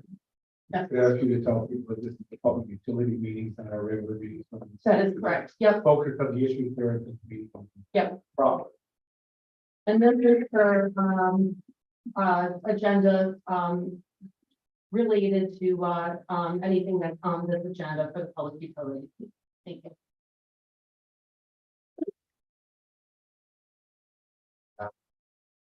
My name is Ryan Browson, I live on 6th Ave, North Central. I had a question for Chris about, adding, what was it, $112,000 in management positions. It seems like you're putting the roof on before you really build the foundation. The CSEA is going out there doing the work. Seems as if though you might be trying to do a privatization of the water department, setting up the management of making sure you have more people coming in. And I think that would be kind of irresponsible. If you found $112,000 that you for management positions, if you had 10 years of unfilled positions, that's an accurate statement, right? Why couldn't you use that $112,000 to start adding that in? And I understand it's Patrick Madden and the Chamber of Council of Commerce negotiating with CSD contract. CSDA. I understand. I was hoping Patrick Madden would be here to be last too. So you were saying that you're going out there that for the CSDA and the workers with boots on the ground. Did you ever bring that up saying, hey, you're the one in charge of the CBA, the collective bargaining agreement? If we really want to get boots on the ground, you're the one that's going to have to use this money that's already here to get people paid. Otherwise, we're not going to fill the needs we have. You know what I mean? Thanks, Will. Yeah. There is a reason. No answer. yes, definitely. I believe there is a reason that I was not asked to on the negotiating committee for the CSD contract, because I agree with you. I also agree that if the city were to give me $1.2 to $2.5 million back from the general fund, I would have no problem funding those positions for the water department. But that would also require a separate contract for just public utilities compared to public works. I don't think that's fair for the members of CSBA, which also comes back to a revamping of the entire payment structure within the contract that's just been looked at over the past 30 years. So I think it needs to be completely revamped. We need to throw out the entire contract and rewrite it from scratch. That's. Again, that's kind of on the mayor and negotiating there. I don't think a 5, 10, 12, 15-year payment, increase schedule is gonna really interest anyone to come join our crew here. It's not gonna really. I know, I topped out after 5 years. I know every other trade out there is topping out after 5 years, some 4. So it's hard to imagine you work somewhere for 20 years and then you finally get to meet that top end pay. It's just kind of ridiculous, and then it just leaves kind of tough. Yeah, I was hoping he would be here. I guess the question I really had for you is, you're setting up for 3 new management positions before we have boots on the ground. Wouldn't it be kind of smart to have a grant writer from the outside filling the grants? I know my union does that, multiple other unions do that. You pay them per successful grant. They take care of all of the grants. Is that something you looked into, or is that something you have? So when it comes to a grant writer, there is a position for a grant writer. And when we had one here, they did a very great job at getting us money. And even then, we had a very poor job of trying to receive the money due to all the red tape that surrounds every grant we get. So when you look at, you're trying to compare management to just boots in the ground. When you look at management, it's just not managing the boots in the ground. It's also managing these programs, managing the future of the department. Boots in the ground are a very high requirement of that. We need to get the pipes fixed. We need to get the hydrants fixed. We need to keep moving forward with projects, but without the proper management or the funding behind it, or the ability to get that funding in the door, the boots in the ground are gonna be sitting there stagnant. So there is a structure that we have to follow. So yes, it may look top heavy, and I mentioned this to every council member, it may look top heavy, which I think is a new point. Through the discussion of Public Utilities Committee meeting, I do not believe this is going to pass. It's a new point. I was just trying to suggest outsourcing grants. When you pay them, they come in, I would they rather get have, paid when it actually comes in. That way it takes something completely off of the plate of management. I would rather have somebody in-house that knows all the documents we need, knows the project that we're looking for, and can match the grant to the proper project that we have going on. Thank you. Thank you. Just, open. Good evening. My name is Messiah. I live at 24 Grace Court. Now, I'm a simple man, but I like the assistance of that gentleman that just left here. The questions you asked, they were valid. Although I'm simple, I'm intelligent. Now, my thing is, if we had grant money to repair pipelines that were lead poisoning the people, why would we jump on fixing? That's my thing. Versus all the rhetoric, garbage, because that's what that is to me, garbage. Because most of the pipelines are in the inner city where the Aboriginals live like me. Y'all don't care about us. You show us that you just don't care about us. When you begin to fix the aging infrastructure of the gas lines, you start from the out and work your way in. We are the last ones to be repaired. We are the biggest ticking time bomb. Don't care about us. You show me daily that y'all just don't care about us. I don't know. Now, these people may think that somehow you may care or you may start to care. I just say you just don't care about us. How could you leave aging lines that you know are lead? My line was lead. I repaired it myself. I'm asking, is anybody gonna recoup me my money? Do I get recouped my money? That's what I want to know, because you held on to the money instead of fixing them and coming up with all these excuses why you're not going to fix them in a timely manner. You'd rather pay people for positions. titles. Titles. On my land. Titles on my land. But this is our land. You've stolen it. You don't take care of the people who rightfully land you possess. And you continually treat them bad. Then you put Mongolians in the place of me. And you call them aboriginals. No, please start taking care of me and my people here. We pay taxes. Please. I beg of you, you're looking to be the next mayor. That's a way to do it. Start taking care of us. Do something for us. Otherwise, it will be no future for Troy.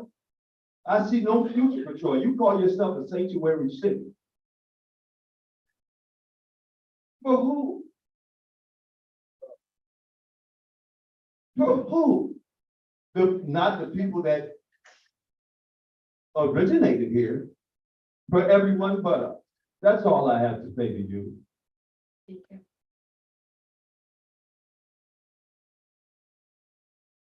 No language CSE president.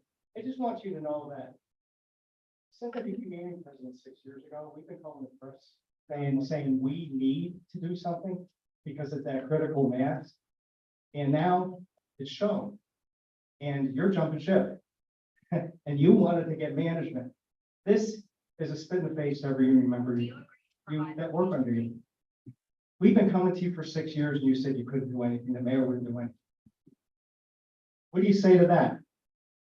I've come to you with ideas. We're willing to sit down. You refused. That's the truth. That's the truth. So when it comes to this and doing top end management, and this person's leaving, are you kidding me? How many people are out of workers' comp? 5. One of them just broke his back. He was in a hole with no shoring. It's being done. We have a safety person who's going to come in $40,000 to do an entire safety program. Something that we've never seen before. 3 years in a row. Can't do it.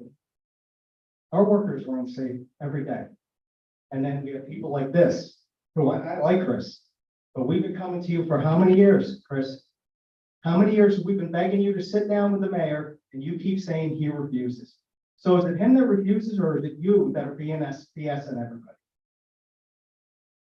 Maybe those questions should be answered before they consider anything like this. And you know what? I just saw the Troy police, they put out signs that say we're hiring. We don't do anything like that. Why are we putting out signs that say DPW, DPU, we're hiring? We need you. You put signs on the street? I didn't see any. I know they got 180 something or 190 Troy police officers that took the test or at least applied.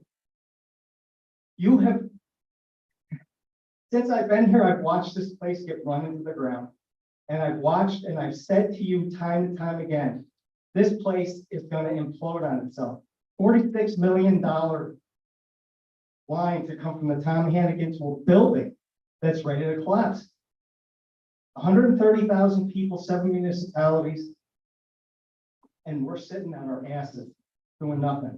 And you have the audacity to come in here and spit in the face of every union person here, every city resident, and want more money, especially that much. You know what? We can do better. And I wish you well on your new job. A lot less responsibility, so I'm sure you'll do fine. Thank Go. Does anybody else wanna, speak on any item on, the agenda? Okay, all right, I'm gonna close the meeting. Oh, yeah. Motion to, adjourn. Okay, and I'll second. All in favor? Aye. Meeting is now adjourned. All right, we are now going to go into the finance meeting. Shane, if you don't mind, we'll move the table, sorry. Finance, we have, let's see, 2 items and 3 have been added. So I'm going to ask everyone to please stand for the Pledge of Allegiance. I pledge allegiance to the flag of the United States of America. And to the republic for which it stands,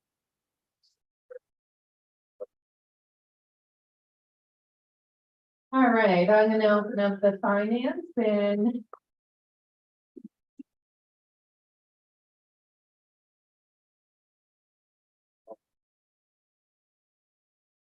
Still here, Friday.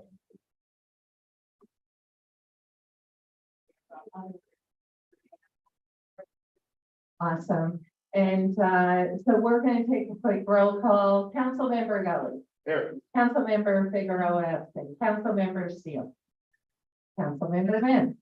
Councilmember Conley Whitaker. Present. Councilmember Soriano. Still here. Council President Mantello is here. We have 6 present, 1 absent. Thank you, Councilmember Soriano. Definitely a spirited meeting. I did want to clarify, we are not a sanctuary city, just so you. Let's do this. Presentation of the agenda. I'm going to ask the council. We'll have 3 resolutions in front of you, and I would ask the council. The first one, resolution 90, resolution commemorating the 150th anniversary of St. Michael, the Archangel Parish. I will make a motion to add this as their second. Second, Councilmember Soriano, discussion. All in favor? Aye. Opposed? We're adding resolution 90.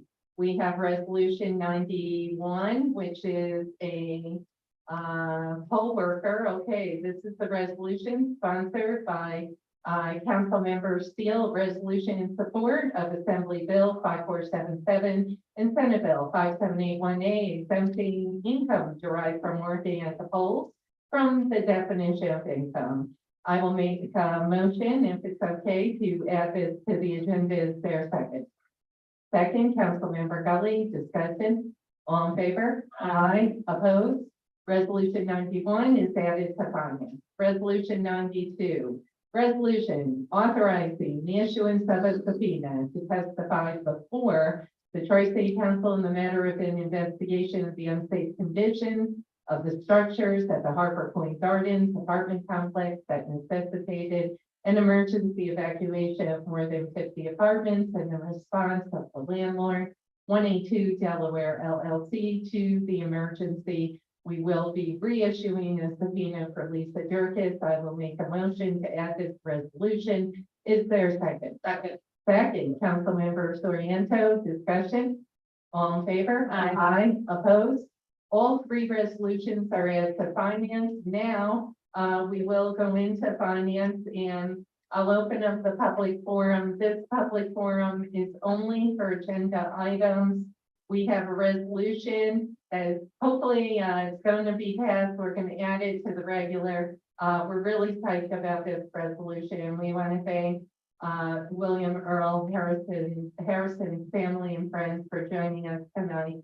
So we will be doing this resolution at the regular agenda first. So I will be bumping that up. So stating that, would anyone from the public like to state anything on the finance agenda? If not, we'll close the public forum so we can move forward. Okay, there's many more public forums, I assure you. Okay, resolution 80, a resolution to commemorate the life of William Earl Harrison Sr. by designating a portion of 7th Avenue as Earl Harrison Way. Council President Mantello, and we'll take a motion.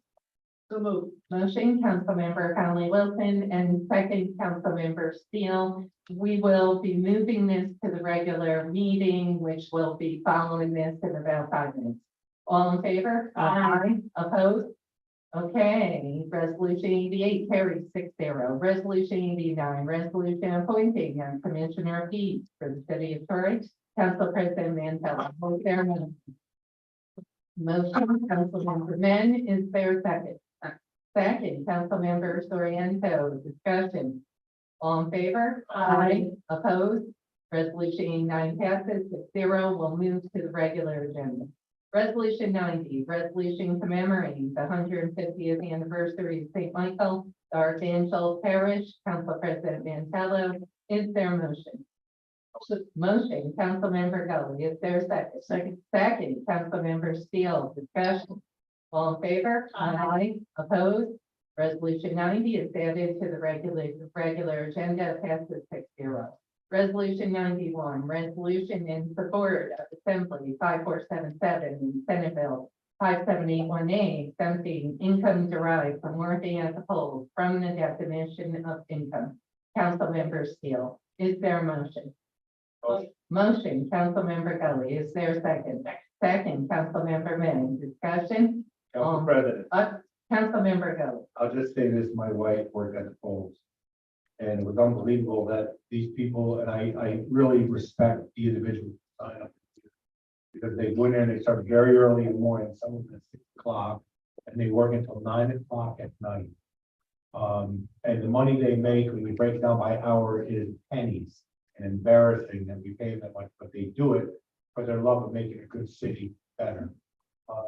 I think that that money should be embarrassingly taxed by the state for what they do for everybody, and I'm happy to.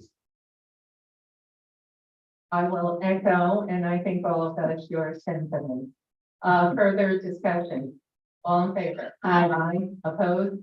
Resolution 91 is added to the regular agenda, passes 6-0. Resolution 92, resolution authorizing issuing of a subpoena to testify before the Tri-State Council in the matter of an investigation of the unsafe conditions of the structures at the Harbor Point Gardens apartment complex that necessitated an emergency evacuation of more than 50 apartments and the response of the landlord 182 Delaware LLC to the emergency. Council President Mantello. Is there a motion? Motion, Councilmember Sorrento. Is there a second? Second, Councilmember Conley Wilson. Discussion. All in favor? Aye. Opposed? Resolution 92 goes to the regular agenda, passes 6-0. I will now take a motion to adjourn the finance. Motion, Councilmember Sorrento. Is there a second? Second, Councilmember Mann. All in favor? Aye. Opposed? All right, we're moving to the regular agenda now, folks. I'll ask everyone to please stand for the pledge of allegiance. Councilmember Steele, honor. To the flag of the United States of America and to the republic and to the liberty and justice for all. Thank you, Councilmember Steele. Maria, roll call.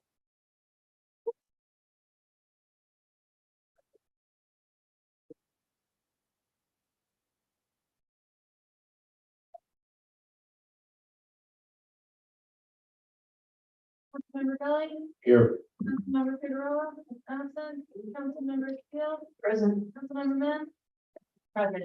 Wilson, Present. Councilmember Sorrento, Here. Council President Mantello, Still here. Sir President, 1 member.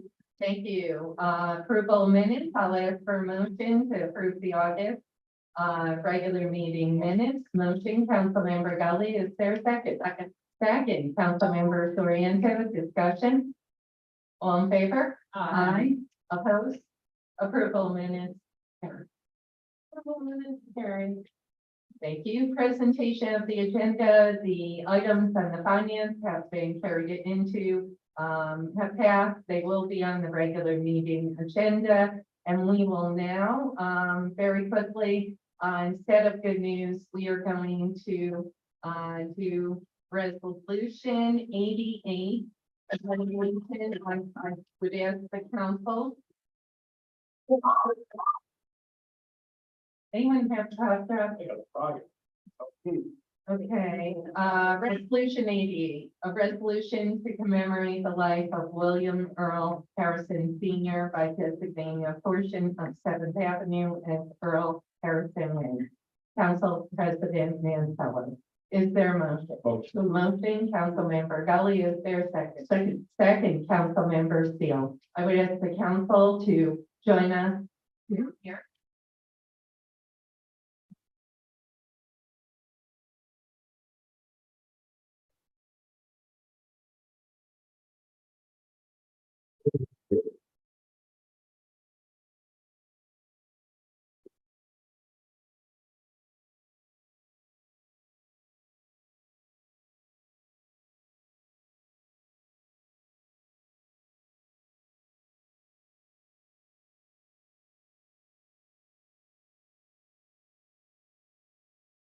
Well, we're here with family and friends of Earl Harrison, and I would ask Kevin Pryor, I would ask, I believe Mrs. Harrison is here.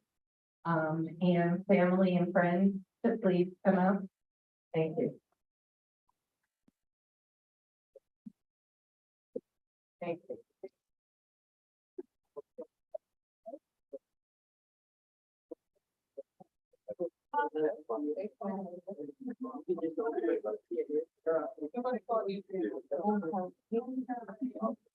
Probably.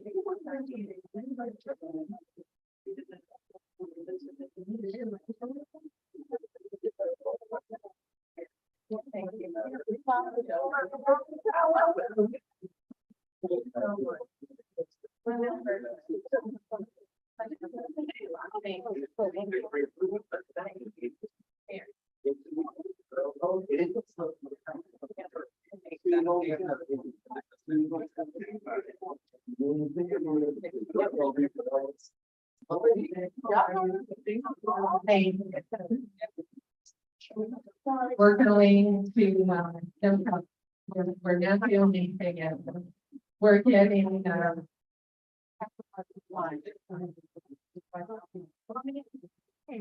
we're getting,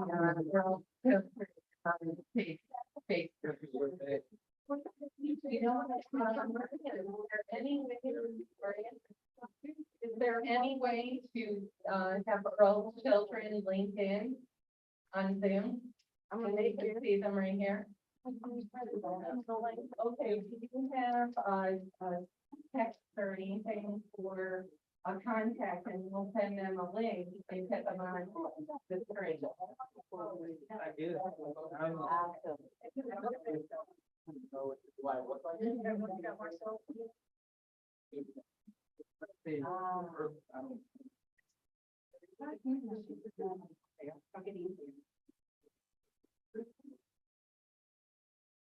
Yeah. Perfect. Yeah. Can you see, could they, if we finish it, then they have to get. Okay. We're getting.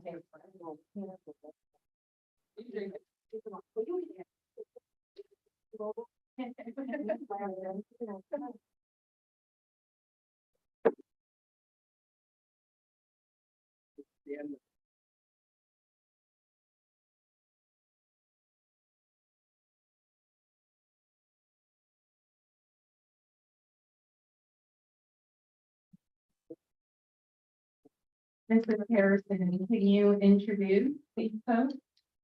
Okay, that's my daughter Marcel. She was in Brooklyn, and then DJ Junior, he was in Florida. Hi, EJ. Yeah. Thank you. Carmelo. How are you? Hi. Council president. We're here, Troy City Council, and we have a resolution where we're going to designate a street after your dad. So, subsequent from here, after it passes, there will be an event, and, we will revolve it completely around family and friends, okay? So we'll contact you after that, but more importantly, we're here to talk about your dad, who clearly had an impact on so many lives, and how I got involved here, I knew your dad, but not as well as any of you. I met him a few times, so we want to hear about your dad. We want to hear about your husband. And Kevin Pryor, wherever Kevin is, Kevin contacted me and said, you know what, Carmilla? The family and friends would love to see a street designated after Earl Harrison. So first, Mrs. Harrison, if you don't mind, just talking to us about your husband, and just, if you don't mind, if you do, it's okay. Here you go, I can go. Okay, so, I've been with him pretty much all my life, so. Kind of hard. I didn't realize the impact that he had on so many people. And, not only locally, but across the country. I got, like, correspondence in California, North Carolina.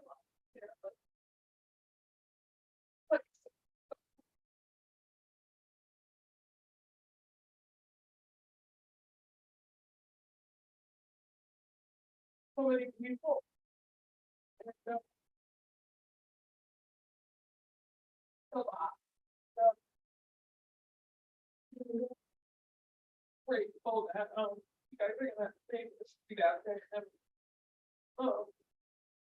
enjoying this relationship with so many people. I've met a lot of people, made a lot of friends with those different people. I mean, I went out to my house the other day and they were doing some work on the building next door. And one of the guys came over to me, he said, I want to give you my condolences. He talked about how Earl helped him at the boys club, helped keep him out of trouble and talked about Griswold Heights and the projects, everything like that. So it was a great influence. And, I don't know, it's just a lot. I just appreciate what's being done. Thank you. Thank you, and I know a couple friends, just wanted maybe a memory of Earl, if you'd like to, you know, I know Ann, you know, you've known Earl all your life. Okay. I worked with Earl for 35 years. And Phil, Tony and Norris, Jared, for a lot of us here, he not only had a great influence in the school district, but like Jerry said, you go out in the street and everyone knew Earl and everyone's favor. He not only was helpful in education, but he was speaking into kids' hope, you know, and he loved, Earl loved everyone and everyone loved him. Kevin Pryor, I know this is so hard, but I know Earl is looking down and thank you. I'd rather let the pastor talk, because he started the whole process, so. Perfect. For sure. I'm just one of the followers. He's trying to help. I know. We love him. I had my connection to the family it runs deep. In that, you know, I serve the entire family as a pastor for 12 years. And one of the moments any leader, whether pastor or anyone else, will look forward to just meeting people as they exit church.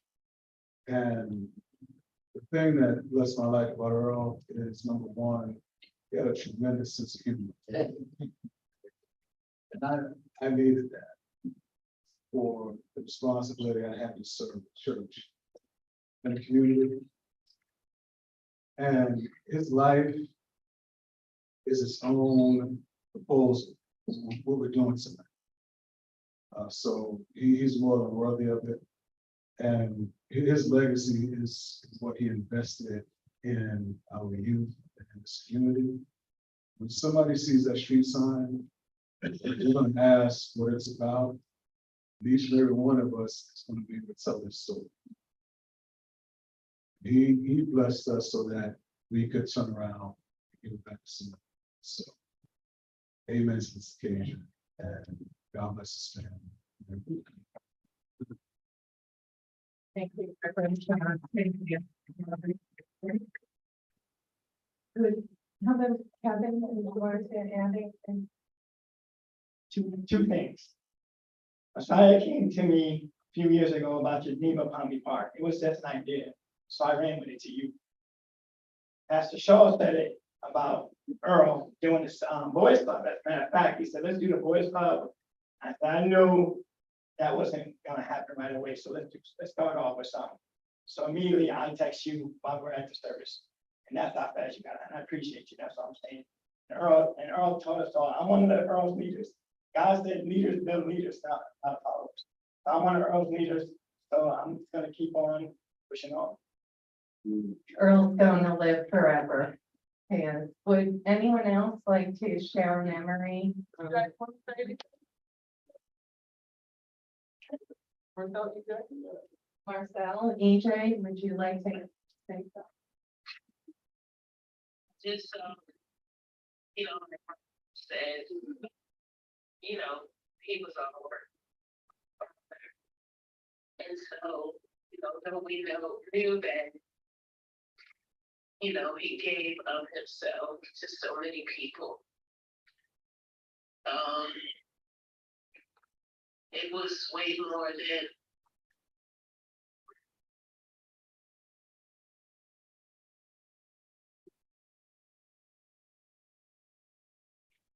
That's great.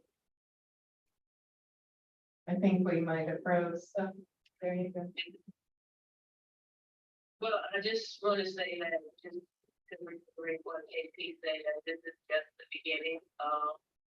His legacy is so big, and I wanted to stop here. He put his whole life working into giving to other people and building the community.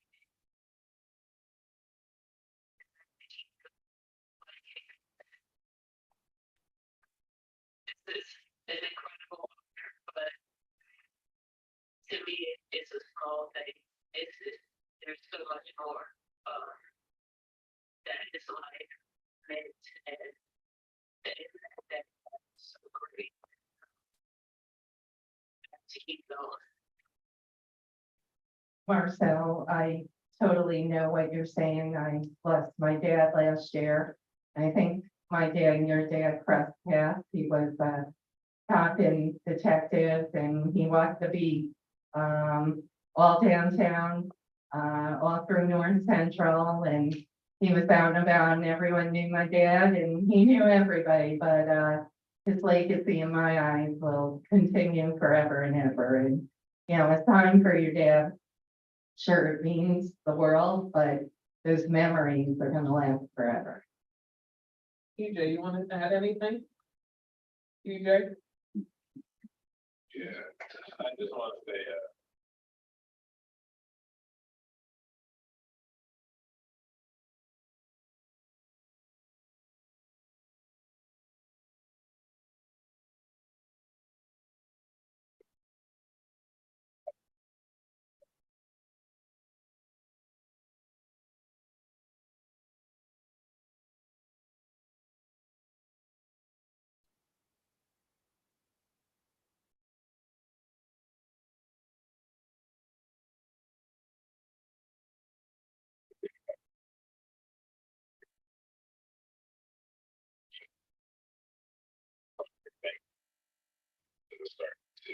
to start,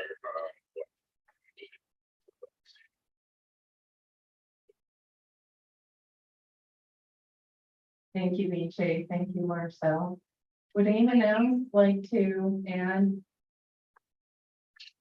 So, yeah, my name is Frank, and I just wanted to say, I said to myself, I want to share a real experience with you. It just happened, and I said, if I ever get the opportunity, I want to say this. So I was at the Stewart on Connor Street just a little while ago. It was the early AM, and y'all know how Stewart's getting the AM, and the store was packed. Right, so it was like 6:30, 6:45 in the morning. And I saw a friend there that I haven't saw in a minute.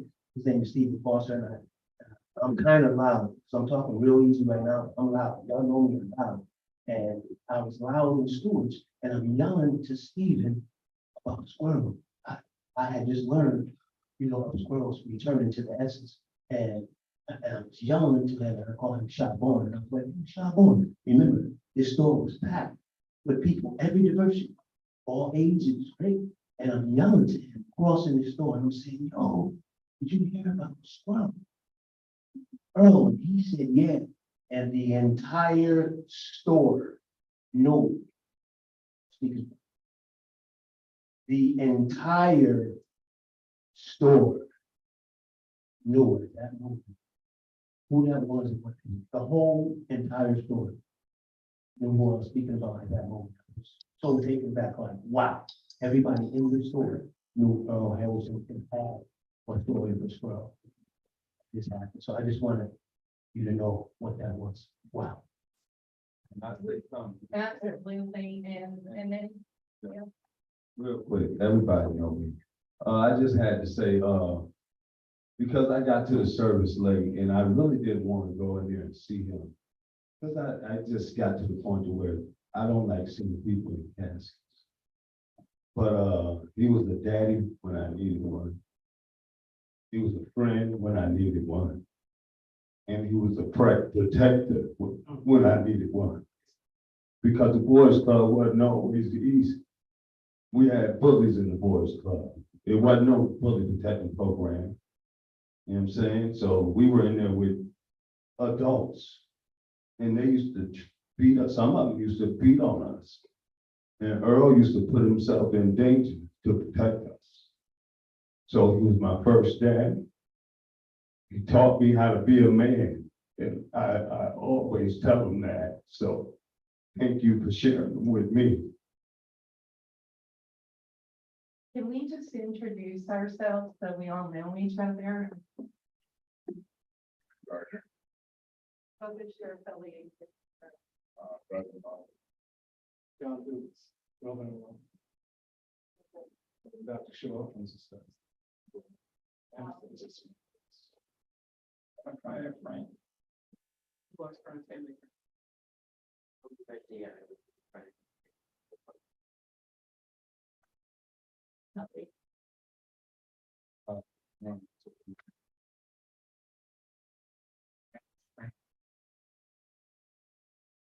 This deal, I actually graduated with Earl back in 71, Troy High. And we sang together in the concert choir. And Sue asked, Sue immediately said that she sang with her.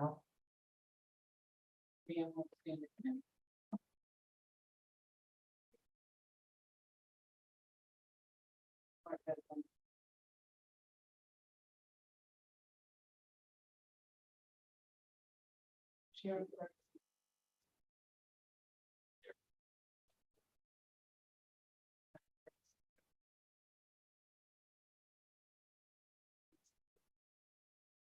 is just a beautiful night for Earl, and if you don't mind, I'd love to read this resolution in memory of Earl.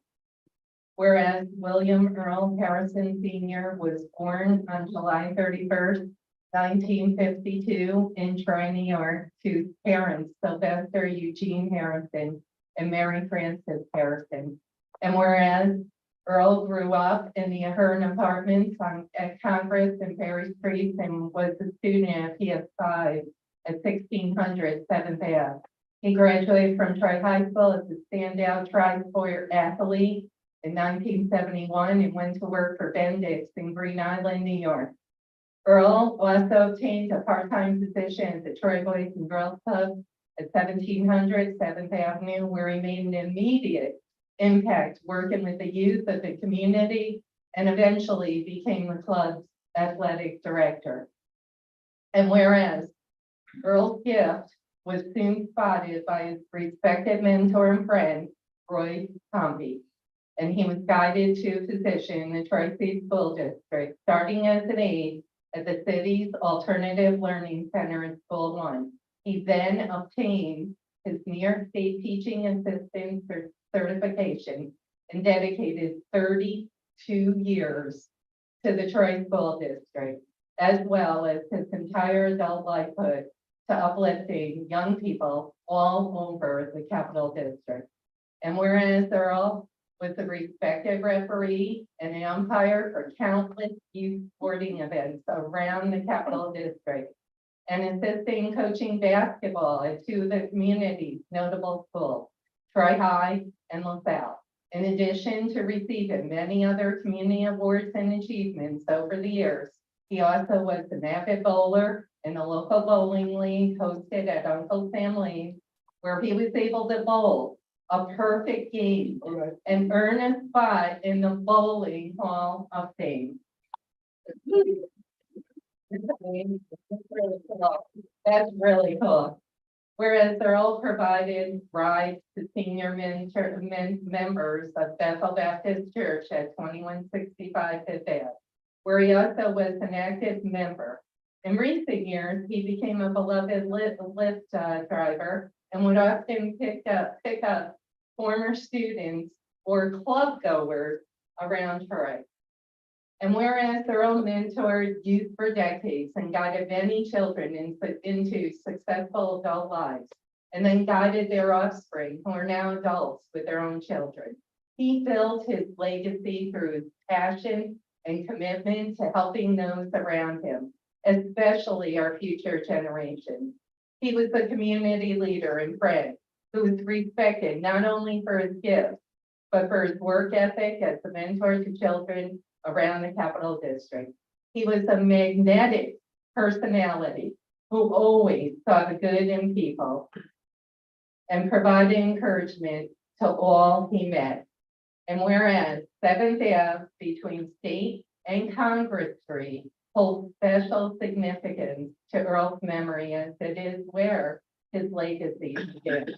Not only did he live, attend school, and work in the nearby building, but it is where he was able to fulfill his natural life calling, connecting to others by being a positive life mentor to countless people around the Capital Region, and leading so many of them onto the path of success and opportunity over the well-lived years of his life.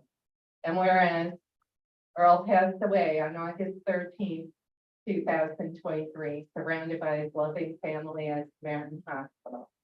And whereas the City Council of the City of Troy desires to pay respect and tribute to the memory and legacy of William Earl Harrison Sr., and to honor his many contributions and long service to our community. Now therefore be it resolved that the portion of Seventh Ave between State Street and Congress Street shall bear the honorary designation of Earl Harrison Way. And be it further resolved that this honorary designation shall not alter or change in any way the official name of Seventh Ave. I will now, we have a motion, we have a second. All in favor? Aye. Opposed? Earl Harrison, I hope you're looking down below.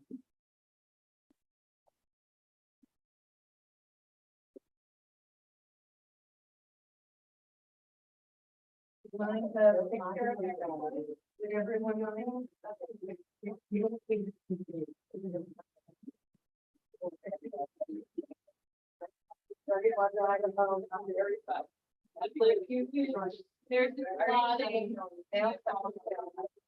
a lot of.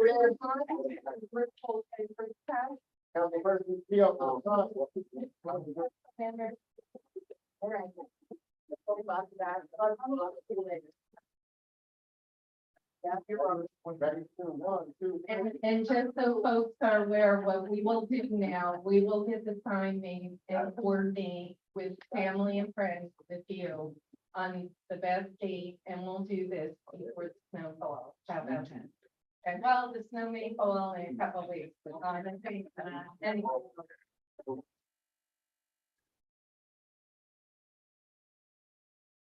All right, How everybody. about on three, we say Earl? Okay.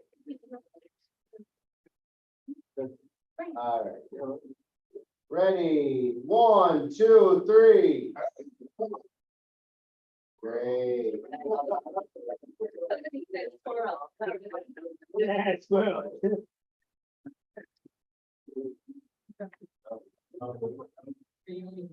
Don't go on when down that first field and give us the whole song and everything.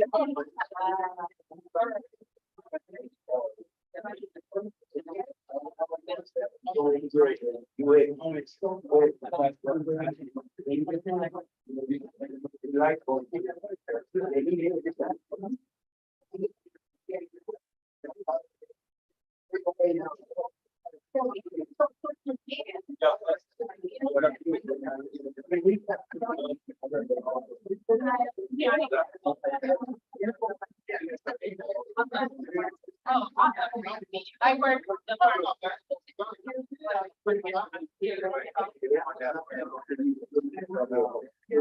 Okay, right, sorry. So we need to get more different.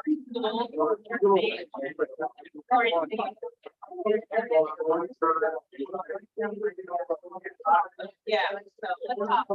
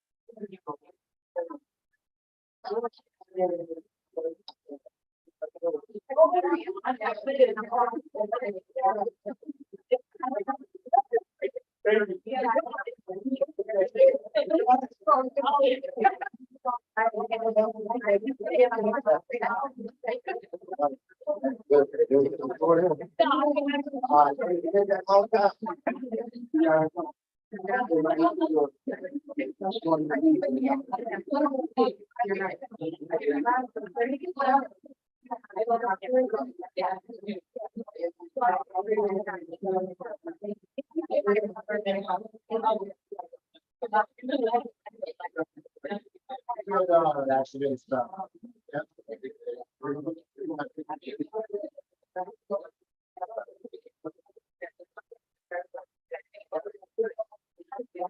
Ready? Check it. Ready? No,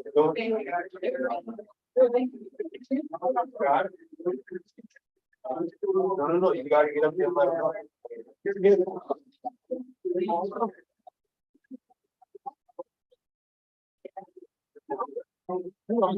Bring you up.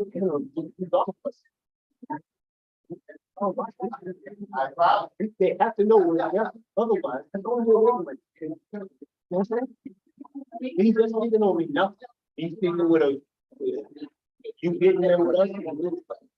I mean, you gotta let them know, hey, I'm putting on a record, remember, you're on YouTube, you're the mayor, and then you're watching. I think everybody else. This is all, this is what I need. All right. What a beautiful moment, what a beautiful moment. We're going to reconvene, our regular meeting, and now we'll open the public, for this portion, if anyone would like to speak on any item on the agenda, and then the second public forum is open public forum, any issue in the neighborhood, in the city, okay? So this public forum is for any item on the agenda. Would anyone like to speak? Okay, we'll close this public forum. And then we'll move to, Eric, if you'd like to speak on this subpoena now, that's fine. Yeah, you could, sure.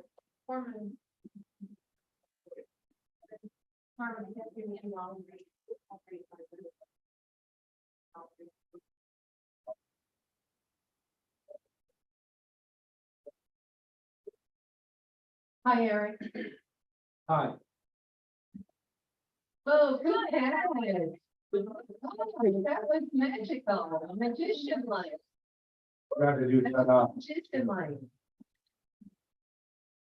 My name is Eric Spinner, and I'm the president of the Harbor Point Gardens Tenants Association. First, let me begin by quickly telling you the story of the tenants in apartment 182B. On June 22nd, they were unlawfully evicted along with 135 other tenants. They were sent to the red room and then bounced like an inanimate object to the travel lodge, where they spent over a month and a half until the city deemed their apartment so-called fit for habitation. The landlord cut off the payment for their room. They had no choice to return. They were forced to live in an apartment with substandard conditions. I have pictures and photographs, so does the media. These tenants had lived there for over 10 years. They attempted to get an inspection of their apartment after they moved back in for the purpose of proving their apartment was not fit. However, the city determined they couldn't have an inspection because code enforcement is afraid of me. What they're really afraid of is that I make sure that every violation that exists gets written down. So as of now, pursuant to the city attorney's direction, all inspections are suspended at Harbor Point Gardens. So these tenants, they gave up hope that their apartment would be inspected. They gave up hope that violations would be levied. And they gave up hope that their apartment would be repaired. So 3 days ago, they moved out of Harbor Point Gardens and out of the city of Troy forever. A few days ago, the city, in its continuing scheme to collude with the landlord, consented to a fourth adjournment on the 12 violation tickets pending in the city court against our landlord. They're propagating the scheme to dismiss this case on the 27th. Let me be clear. If the four co-conspirators continue to give this landlord unlawful, illegal, and immoral breaks, they will be the defendants instead of the landlord, and they will pay the price for each time they have done this. And if that case gets dismissed on the 27th, there's going to be a big price to pay. Now, for everyone here, everyone at home, my tenants, our supporters, and the public at large, move out to the edge of your seats. Because I can tell you here today that I have obtained the services and been working with one of the most renowned civil rights attorneys in the United States of America. Perhaps the most successful litigant against corrupt politicians and the city they so-called represent is on the case. And I can tell you tonight that in the 10 days I've been working with this attorney and his staff, I have provided documents, videos, photographs, audio recordings, video recordings related to the four principal co-conspirators and their associates. Let me be clear, as far as the tenants are concerned, as of now, the time for pre-litigation settlement is over. We go to court. The mother of all lawsuits will be filed shortly. Now hear me now and understand me clearly. To everyone watching, especially at home right now. To the tenants who have moved out of Harbor Point Gardens, many out of Troy and Rensselaer County forever, you will not be forgotten. To the tenants who've been forced to remain in their apartments and have endured this fiasco in Harbor Point Gardens, you will also be remembered. And now especially to the tenants who've been crammed in with their family and friends, or are living in the motel still, or the tenants who were forced out back into their apartments because people like Kevin Mooney, Carlos Soriento, and Jesse Urdansky neglected their safety and health and opted to follow the dictates of their political overseers. As I stand before you here tonight, I can tell you this. I will keep my promise to every tenant who stood by me and fought this battle up to this point. At this very moment, there is a powerful, unstoppable freight train carrying an invaluable cargo called justice. Destination Troy, and it's coming your way, and it's coming soon. To the landlord, to his financial backers, and to the property management lackeys, but especially to the four principal soon-to-be co-defendants, but co-conspirators, Madden, Nolan, Morrissey, and Sheeran. A slam down, a smackdown is coming. Let me conclude by borrowing the words of perhaps the greatest rock and roll vocalist of all times. The hand of fate is on you now. Eric, real quick, how many families to date, 25 have moved?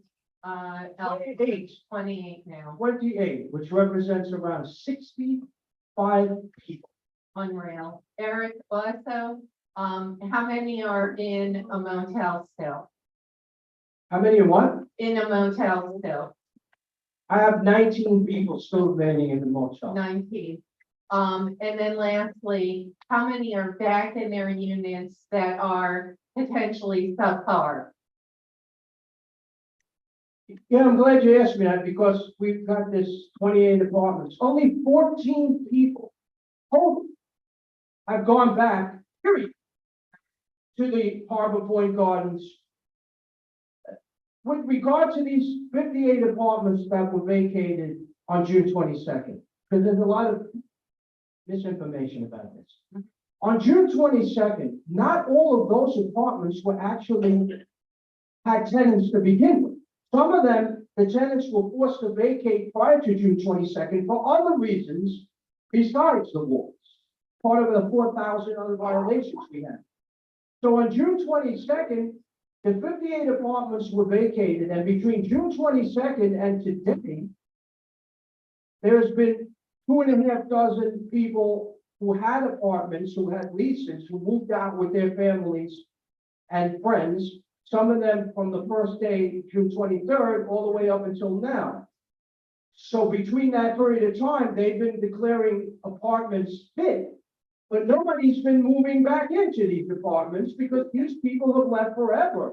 And they can't rent them out to anybody because who in their right mind is gonna move into Harbor Point Gardens, knowing not only that we have these existing conditions, but that the city isn't going to do anything about them. Thank you, Eric. Thank you. All right, regarding the agenda, anyone else like to speak on an item on the agenda? Sure. Hi. And just your name, not your exact address, vicinity, please. It's okay, if you don't mind, just tell the brand. Yeah, okay. My name is Lauren Taylor, and I'm speaking on the reduction speed limit in Vanderheiden and Slough. I contacted Carmel a while ago, probably May, because there was a day where my son was almost hit by a car twice. And we were just walking down the street, and then he was playing basketball in front of my house. So our speed limit is 30 miles an hour on Vanderheiden. And there's many neighborhoods around us. Myrtle Ave is 20 miles an hour. Emerald Green is 20 miles an hour. It's way too fast to be going down that Vanderheiden. I don't know if anybody's ever driven down Vanderheiden, but it's a long, windy road, and then it's like a giant cul-de-sac that goes from Cobblestone Lane and Grant.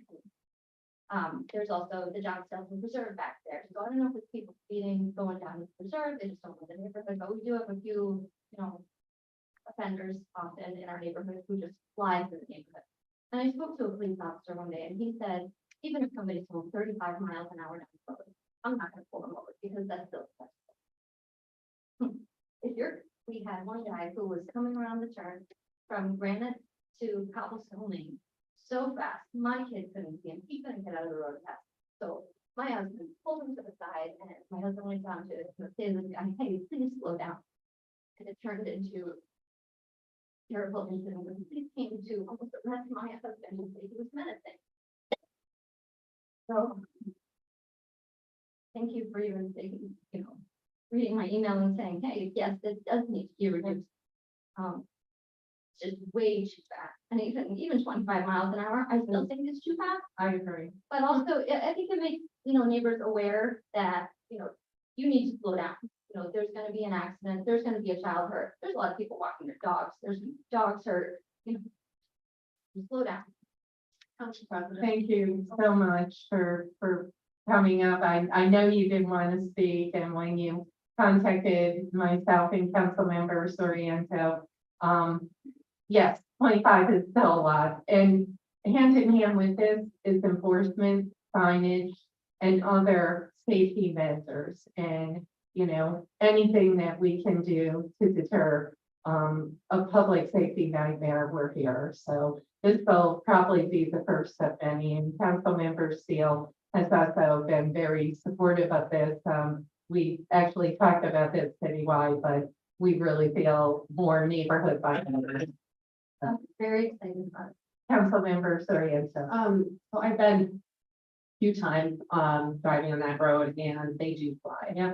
And I'm thinking, I mean, it's a great start to reduce that speed limit down to 25, although it's a big, it's a beginning, baby step, but I mean, I'm thinking now, what about the speed bump? That's a whole other story. Yeah. That we'll talk about another time. Yeah. I'll Yeah. fill you in. All right. Thank you so much. Thank you. And please be safe. Thank you. Nice job. See, it's not that bad. You're running for office in 2 years.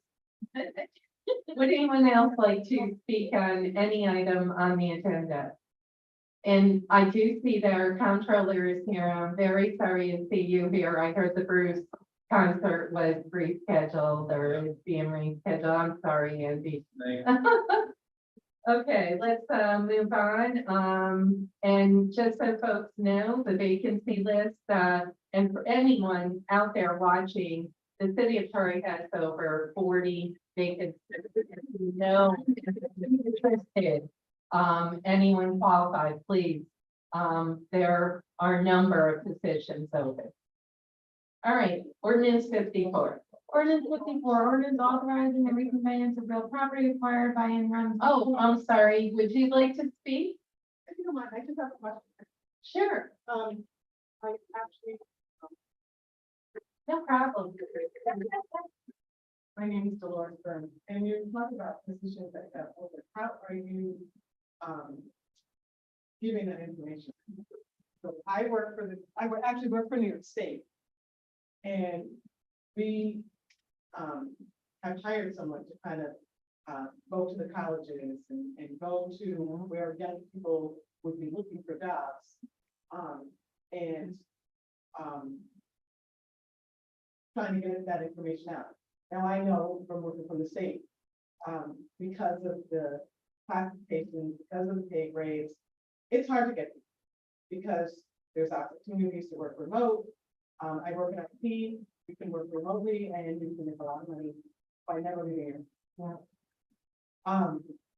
So I just wondered how the city of Troy is engaging young people, to even want to work for the city, how the jobs are getting, how people are being notified, the jobs that are open, I are there will, training shifts? yeah, I'd love to connect you with our personnel department, and Angie is also here, who oversees personnel through the comptroller's office. The city council, we, don't oversee the information going out to the various schools, et cetera. We don't believe, at least I don't believe, enough is being done to communicate these positions. They are posted online, but I will tell you what needs to be done is what they did with the fire department. They went out there, the police also did a video.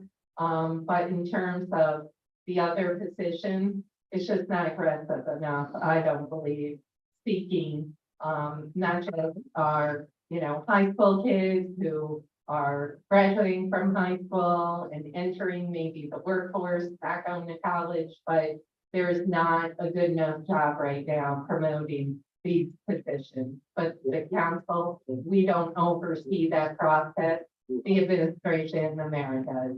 So, I don't know, Andy, to put you on the spot, what personnel and civil service is doing to be more aggressive to promote these 40 some odd positions. So, let's before he starts, we all know that we're involved in the city of the state, civil services now. So let's put that out there. We know what the civil service structure is, and it's not right. Okay. So Thank you for raising this. Thank you. I think it's a good point.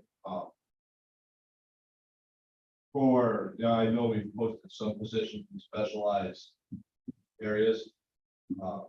When I left last year, we pushed it through GFOA, like things like that. Superintendent of Public Utilities, I know that Chris mentioned specific trade, like not trade associations to post it. We've talked about it in the past. And there is a cost that comes with promoting it on sites like LinkedIn and other avenues such as that. Which makes it, the cost with that, we've talked about it. I haven't pursued that because of that cost. Could we do better? We always can do better at it. But it's an ongoing conversation. So we post them, I believe they get pushed out on social media. Some of them do. They're on the city website. They were supposed to be being pushed out on social media. If they're not, we would do just that. So Do you have a person in position now that is a person that will take care of your social media development, I will say? yes, Okay, and when you say there's a cost to LinkedIn, so do you want to share the cost? I don't know the exact value of it. It's by position. So the lower the lower grade, as you move up in title or role, you pay more about it. All right, so what's the, and I'm just gonna have this, now all these questions are going in my mind. What is the human cost, right? So you're saying there's a cost to LinkedIn. Does your office employ people that will take the time to go to the high school, that will take the time to attend a Sunday service at a church, to say, and now I know Sunday service, okay, that's, outside of, the regular work week. But when we're talking about positions being open, and we're talking about young people needing jobs, needing structure, needing an opportunity to be able to have a job and have a job that's going to be meaningful further in their life so that they can support family. Right? That's a good point. Right now, we do not. Our personnel department, the civil service for the city of Troy, Troy School District, Troy Housing Authority, Troy Library. At this time, it is staff. Is that through attrition or retirement? It's historically been 3 to 4. It's right now staff for 4. We have 1 employee that's out on. Okay, so everything that those 3 employees do is office centralized? So they do the city's human resources and civil service for all 4 of those. Okay, and that takes care of the city. The civil service for the city of Troy, the Troy School District, Troy Public Library, and the Troy Housing. We are the civil service authority for all 4 of those items. And you know what, I would please strongly recommend the 2 of you connect. You have really good ideas, and I'd love for you. Are you interested in a position to help promote our position here? Let me tell you, I still have another year of my own state service. Got it. Here's the thing. Okay, so I'm gonna get ready to retire. I'm gonna retire next year. I have 2 adult children, grew up here in the city of Troy. It bothers me immensely. Okay, you could use the mic and we'll relieve Andy and we'll connect the 2 of you, please. It bothers me immensely that. Use the mic, please. Oh, yeah. Thank you. That the city, and I tell everybody, I married in, my husband grew up here and was raised here. That there aren't opportunities, out, whether it's a provisional appointment, but now, like we shared, civil service in 2023 isn't working. Okay. We have 40+ positions. Why can't we talk about, maybe civil, doing some provisionals, and then the provisional appointments, when the tests or whatever the city does come forward, we're working and helping those individuals so that they pass the test, they're reachable. They have, because it's like I'm retiring, I'm sure a greater percentage of people that are working for the city now are getting close to retirement. Yeah. Agree. Who's gonna fill those positions? Yeah. No, it's gotta change. I mean, you must know this list. You know, I've been in the council 8 years. I've never seen a list this large and I don't think any of us have since we've been in the council and it continues growing. The bleeding has to stop and There's got to be the city administration has to be more creative. Yeah, whether it's training programs, but they have to be meaningful. Yeah. Right, so they can't be just by name. right. They have to be meaningful positions, they have to be meaningful training, they have to reach everybody. Yeah. Yeah. And, Yeah. maybe then. Fully agree. Thank you. No, this is very important. Thank you so much. Thank you. Sure. Councilmember Gully, then Councilmember Story, actually Councilmember Soriento first, you wanted to jump in, then Councilmember Gully. To answer, some of your questions, I do civil service as my other job, and I've actually done it for the city of Troy for like six or 7 years. So a lot of these positions also are non-competitive or in the labor jurisdictional classification, which means that, so in the labor class, jurisdictional classification, that would, mean that there's potentially no minimum qualifications for that. So there is no exam required for that. And non-competitive classification, is that basically the exam is meeting the minimum qualifications.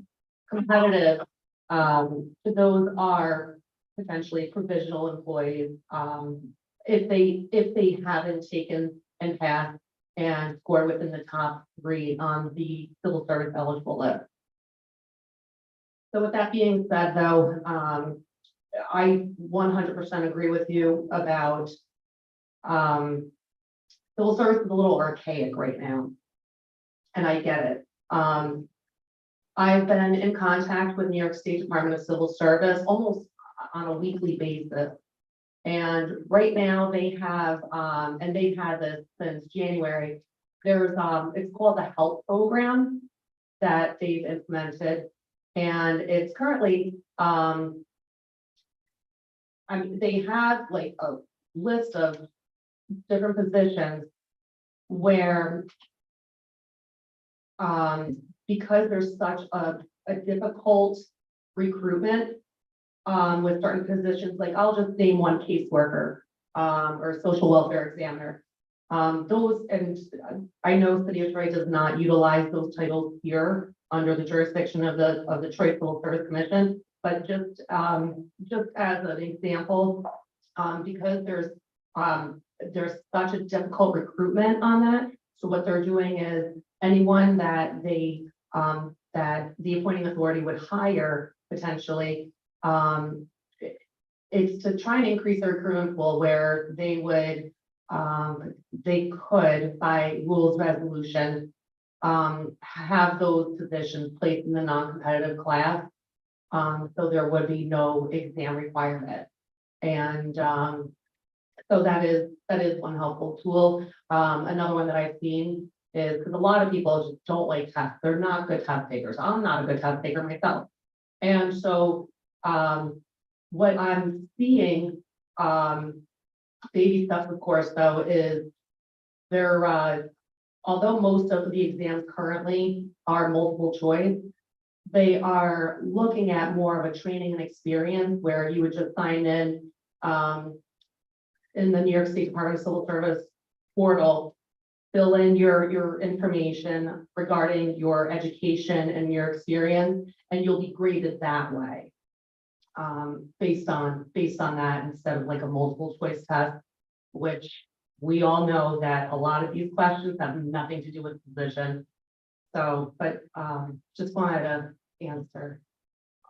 Thank you, Councilmember Soriento. Thank you. Okay, ordinance 54. Ordinance 54, ordinance authorizing the reconveyance of real property acquired by and rent foreclosure 376 9th Street, Council President Mantel, the request of administration. Is there a motion? Motion, Councilmember Conley Wilson, is there a second? Second. Second, Councilmember Steele, discussion. All in favor? Aye. Opposed? 690 no's, ordinance 54 passes. Ordinance 55. Ordinance authorizing the reduction of the speed limit from 30 miles per hour to 25 miles per hour running in the state along Waxfield Way, Granite Lane, and Cobblestone Lane, Council President Monticello. Is there a motion? Motion, everybody, Councilmember Soriento, is there a second? Second, Councilmember Steele is mentioned. Thank you, Lauren, for pricing us, and I was, in your neighborhood last evening, and I have some friends and a cousin who also lives down there, and, people were flying through when I was putting up a sign. So saying that, anything we can do as a legislative body, as I said, what goes hand in hand, safety measures, enforcement, signage. And we will discuss it with the administration to ensure that some signage also goes in. And I believe in Councilmember Steele and Councilmember Soriento, who are also a part of this. We will see this happening in other neighborhoods. So thank you again, and continue to keep us apprised, please. Further discussion, Chair? Yes, Councilmember Conley Wilson. I said this last time, but I'm gonna reiterate it. We have a plan from the Complete the Streets Advisory Board. It includes where all the accidents happens, like it has it all mapped out. And of course, Huzik is a hot spot. Downtown's a hot spot. I think parts of Congress and Pauling are hot spots. So I do think that this is a great step. We need to continue doing this. There's a lot of areas that slow down. I'm also talking about how can we slow down the neighborhoods, also thinking about how our streets are structured. It's really wide there, even though it's not super wide, but I remember going down to the reserve, and it's really large street that encourages people to really speed up. So maybe thinking about maybe we can get some bike lanes in there, maybe we can put more greenery and all that to help with the flooding and all that kind of stuff. I just think that we can think a little more creatively about how to approach these issues, and I really hope that we make sure to identify different neighborhoods and areas that need protection. And Councilmember Conley Wilson could not be more on, with greenery and the way our roads, are structured and the improvements that can be made in creativity. So thank you. Yes, Councilmember Min. Yeah, and following what Councilmember Conley Wilson said, having Marquette Street, it's a stroke, which is a street road, which is the most dangerous version of a road. For pedestrians, for cyclists, for cars. It's confusing as to what is the function of the street. And I want to commend you for coming and speaking, especially being nervous. And congratulations. Now you're an advocate for your neighborhood and an advocate for pedestrians. And, one of the things, keep that going. But also, one of our challenges here at the city of Troy is we do not have a city engineer. And city engineers with a background and the skill set and the network of information allow us to create other kinds of solutions, some that are very low cost, some that are higher cost, depending on the situation. And so, if you're talking to your friends and neighbors, why it's important for you. We're talking about hiring. When you leave a position vacant, you never know what the ripple effect is going to be. And the ripple effect, we don't have a city engineer, maybe we could have addressed this sooner, identified it sooner, and maybe your kid would have never been at risk of getting hit by a car. And you wouldn't have ever had to get that situation. So. Sure. Yes, Councilmember Go. Councilmember Min. Okay, Councilmember Go. Lauren, look, I don't want to give any false hope, but here's what I'll tell you. You could put a sign at 15 miles an hour. What's gonna happen is when people drive their car, they're not all gonna pay attention. So you still need to be cautious for your family on that street. Because there's so many people that drive at their pace. They don't mean speed, they just drive the way they drive. They have a habit. So I think the signs are a great start, but really, you need the enforcement. And, you know, we just can't have a police officer sitting up there all day. So my thought is that maybe the city has to look at some investment in some of those speed monitors that have the cameras in there that we could put in certain areas where people are really abusing the privilege of driving through a community or through small neighborhood areas.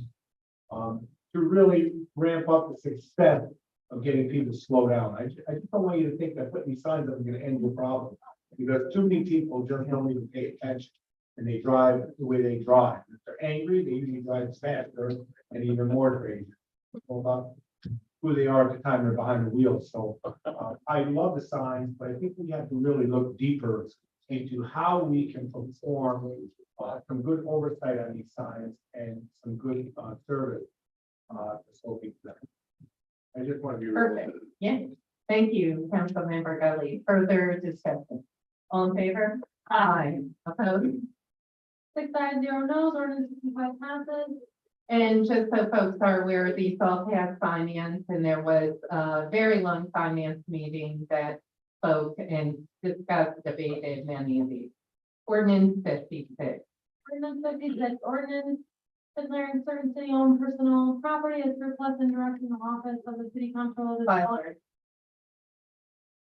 the seller dispose of the surplus property. Council President Mandela requests the administration. Is there a motion? So moved. Motion, Councilmember Steele, is there a second?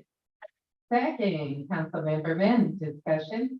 All in favor? Aye. Opposed? 6 ayes, 0 no's, ordinance 56 passes. Ordinance 57. Ordinance 57, ordinance amending the capital projects fund budget. Council President Mandela at the request of the administration. Is there a motion? So moved. Motion, Councilmember Steele, is there a second? Second, Councilmember Gully, discussion. All in favor? Aye. Opposed? 6 ayes, 0 no's, ordinance 57 passes. Ordinance 58. Ordinance 58, ordinance transferring funds within the 2023 general fund and water fund budget. Council President Mandela at the request of the administration. Is there a motion? So moved. Motion, Councilmember Steele, is there a second? Second, Councilmember Min.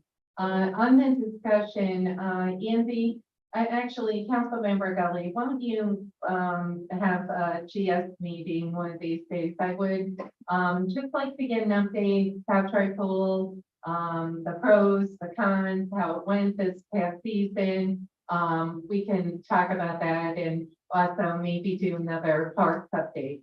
Okay, Love to do that. Maybe we'll do a quick finance meeting in September. Perfect. Okay with everybody. that would be awesome. Okay, we'll figure it out. Okay, I'll set some, just let me know what date fits for everybody. Perfect. awesome, thank you. If any members or anything else added to GS, that'd be great. Further discussion. All in favor? Aye. Opposed? 6 ayes, 0 no's, ordinance 58 passes.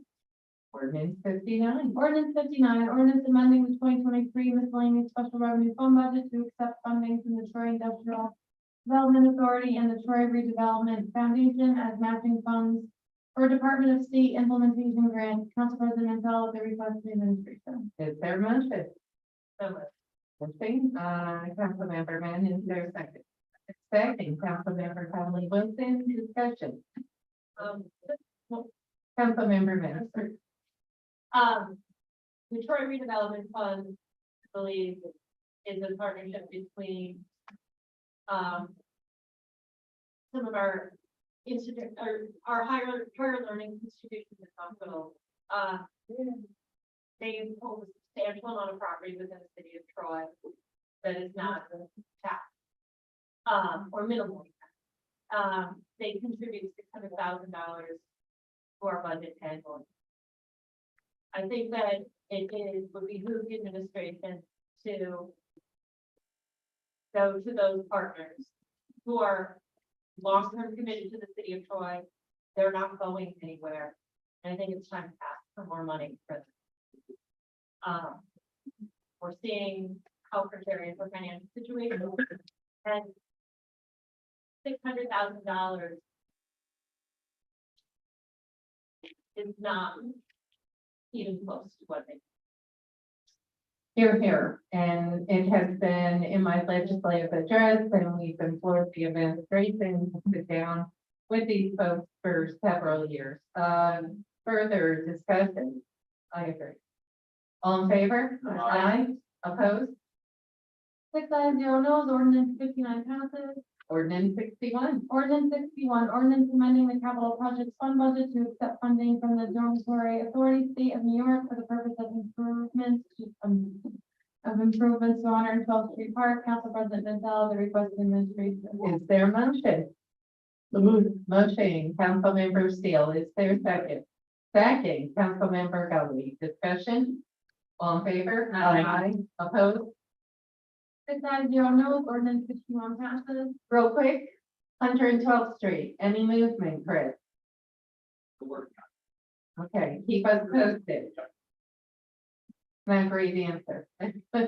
Ordinance 62. Ordinance declaring certain city-owned personal property as surplus and directing the office of the city comptroller to sell or dispose of residential property. Council President Mantel, the request the administration. Is there a motion? Motion, Councilmember Gully, is there a second? Second, Councilmember Steele, this is the city truck that was involved in an accident, discussion. All in favor? Aye. Opposed? 6 ayes, 0 no's, ordinance 62 passes. Ordinance 63. Ordinance 63, ordinance amending the miscellaneous special revenue fund to accept funding from New York State Department of Health for the purpose of an evaluation of the city's fluoride system. Council President Mantel, the request of administration. Is there a motion? Motion, Councilmember Conley Wilson, is there a second? Second, Councilmember Gully, discussion. All in favor? Aye. Opposed? 6 ayes, 0 no's, ordinance 63 passes. Ordinance 64. Ordinance 64.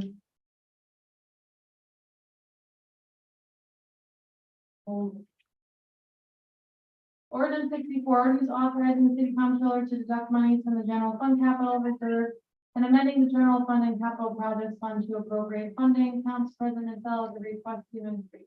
Is there a motion? So move. Motion, Councilmember Steele, is there a second? Second, Councilmember Gully, discussion? All in favor? Aye. Opposed? 6 ayes, 0 no's, ordinance 64 passes. Ordinance, you know what we're going for, 64, correct. We're gonna jump to the, resolution 86 before ordinance 65, resolution 86. Resolution of the City Council of the City of Troy authorizing the execution of a payment in lieu of taxes agreement by and among the City of Troy, Griswold Heights Housing Development Fund Corporation, and Troy Portfolio Preservation LLC for the Griswold Heights Apartments Project. Council Member Figueroa, at the request of the administration. Is there a motion? Motion. Motion, Councilmember Mann, is there a second? Second, Councilmember Gully, discussion. All in favor? Aye. Opposed? I need to recuse. Opposed and recused. So we have 4 ayes, 1 no, 1 recusal.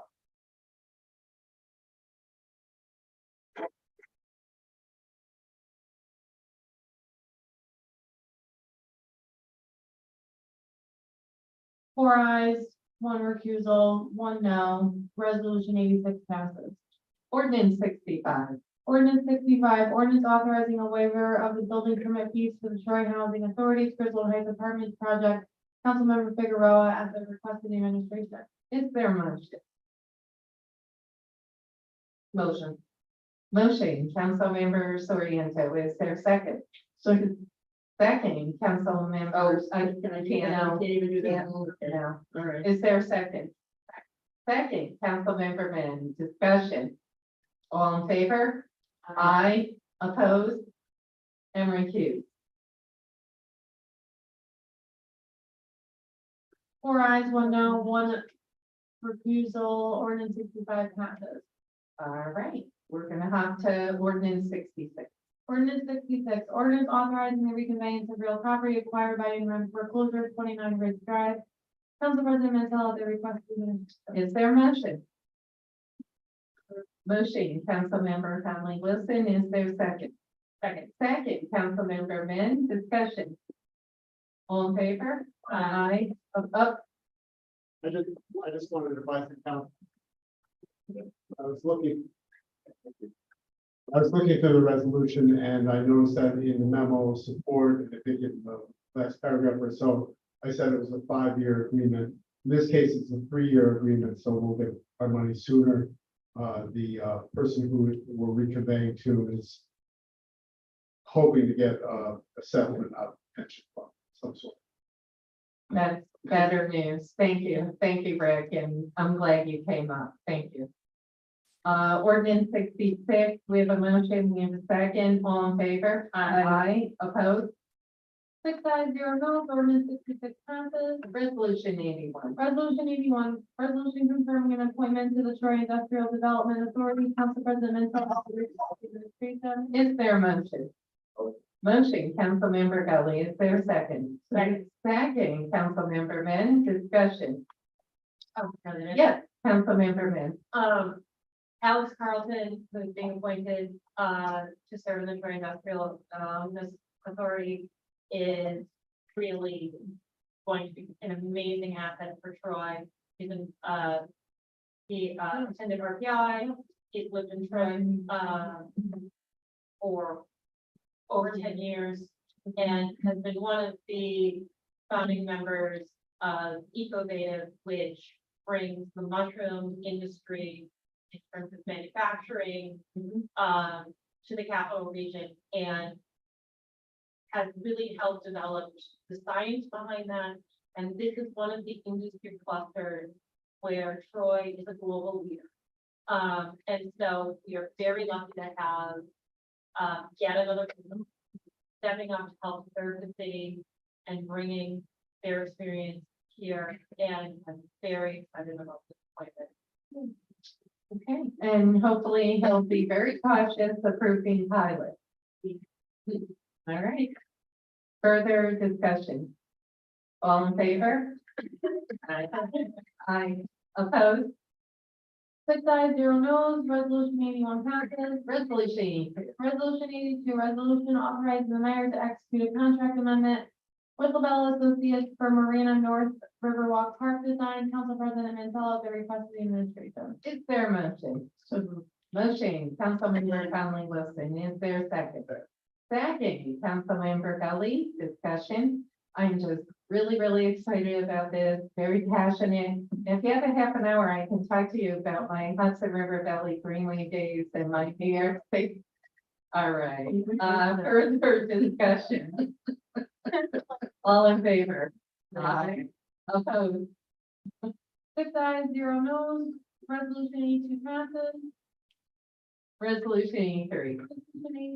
Resolution authorizing the mayor to enter an agreement with Marshall and Sterling Upstate Incorporated to provide insurance brokerage services. Council President Mantello, the request of the administration. Is there a motion? Motion, Councilmember Gully. Is there a second? Second, Councilmember Conley Wilson. Discussion. All in favor? Aye. Opposed? 6 ayes, 0 noes, resolution 83 passes. Resolution 84. Resolution authorizing the mayor to enter into an agreement with the Bonadini Group to provide independent auditing services. Council President Mantello, the request of the administration. Is there a motion? That we should, sorry, but Councilmember Steele, discussion, or I apologize, is there a second? Second, it's okay, Councilmember Conley Wilson. Discussion, all in favor? Aye. Opposed? 0 noes. Resolution 84 passes. Resolution 85. Resolution 85, resolution authorizing the mayor to enter into an agreement with Manitow Incorporated to provide a comprehensive productivity and staffing study of the city of Troy fire and emergency medical response services. Council President Mantello, the request of the administration. Is there a motion? Motion, Councilmember Conley Wilson. Is there a second? Second, Councilmember Gully. Discussion. I do not see the mayor, but I do see the deputy mayor. Chris, please relay to the mayor, to Andy, whoever is going to oversee the project, the chief, We'd like all the employees interviewed, and we'd like a blind questionnaire, okay? Blind questionnaire for the manpower, okay? The mayor did speak about it, but we want to go, I know that, council member Soriento, many of us would like to go on record, okay? And council member Min did ask for scope of work, she would like that, okay? Thank you. Chair, Yes, council member Conley Wilson. having something like before budget season as well for this, even if it's a preliminary, like finding, would be really essential to helping us figure out how can we best support our, get to state staffing level. Very good point. Thank you, council member Conley Wilson. Further discussion, just very, very briefly, this is long overdue. The council appropriated funding for the safe staffing over 3 years ago. I'm disappointed that we're doing it, now, the end of, the mayor's term, but it's long overdue. It's got to get done. And, finally, I just have to say. So further discussion. All in favor? Aye. Opposed? Oh, Councilmember Soriento, you're fine. Yeah, so I mean, I feel like the reason why I'm voting on this is so we can get the ball rolling to basically get more staffing. It's obvious, and this is gonna state the obvious, and if I'm wrong, then I'm wrong, but I really doubt I am. They've had the same staffing level since 1996. It's absolutely, I mean, we're gonna be spending money on this, and I feel like my hands are tied, because if I don't vote on this, then they're gonna be out with, not having the staffing that they really need, but so my hands are forced to vote on this, but I just, that's what I want to say. Well, remember too, you're looking at an ambulance model that was developed in the mid-90s. Times have changed, demographics have changed, fast forward 30 years. We most certainly have to look at that ambulance model, the way our EMTs, firefighters and direct, the staffing, you name it. Obviously, this could be a very archaic model, and to look at other communities who have a city-run ambulance is super important. Yeah. Further discussion? All in favor? Aye. Opposed? 6 ayes, 0 noes, resolution 85 passes. Resolution 88, we passed. Earl, no, we already did 86. Correct. 89. 89, resolution appointing commissioner of deeds for the city of Prairie, Council President Menzel. Is there a motion? Motion, Councilmember Gully. Is there a second? Second, Councilmember Soriento. Discussion? All in favor? Aye. Opposed? 6 ayes, 0 noes, resolution 89 passes. Resolution 90.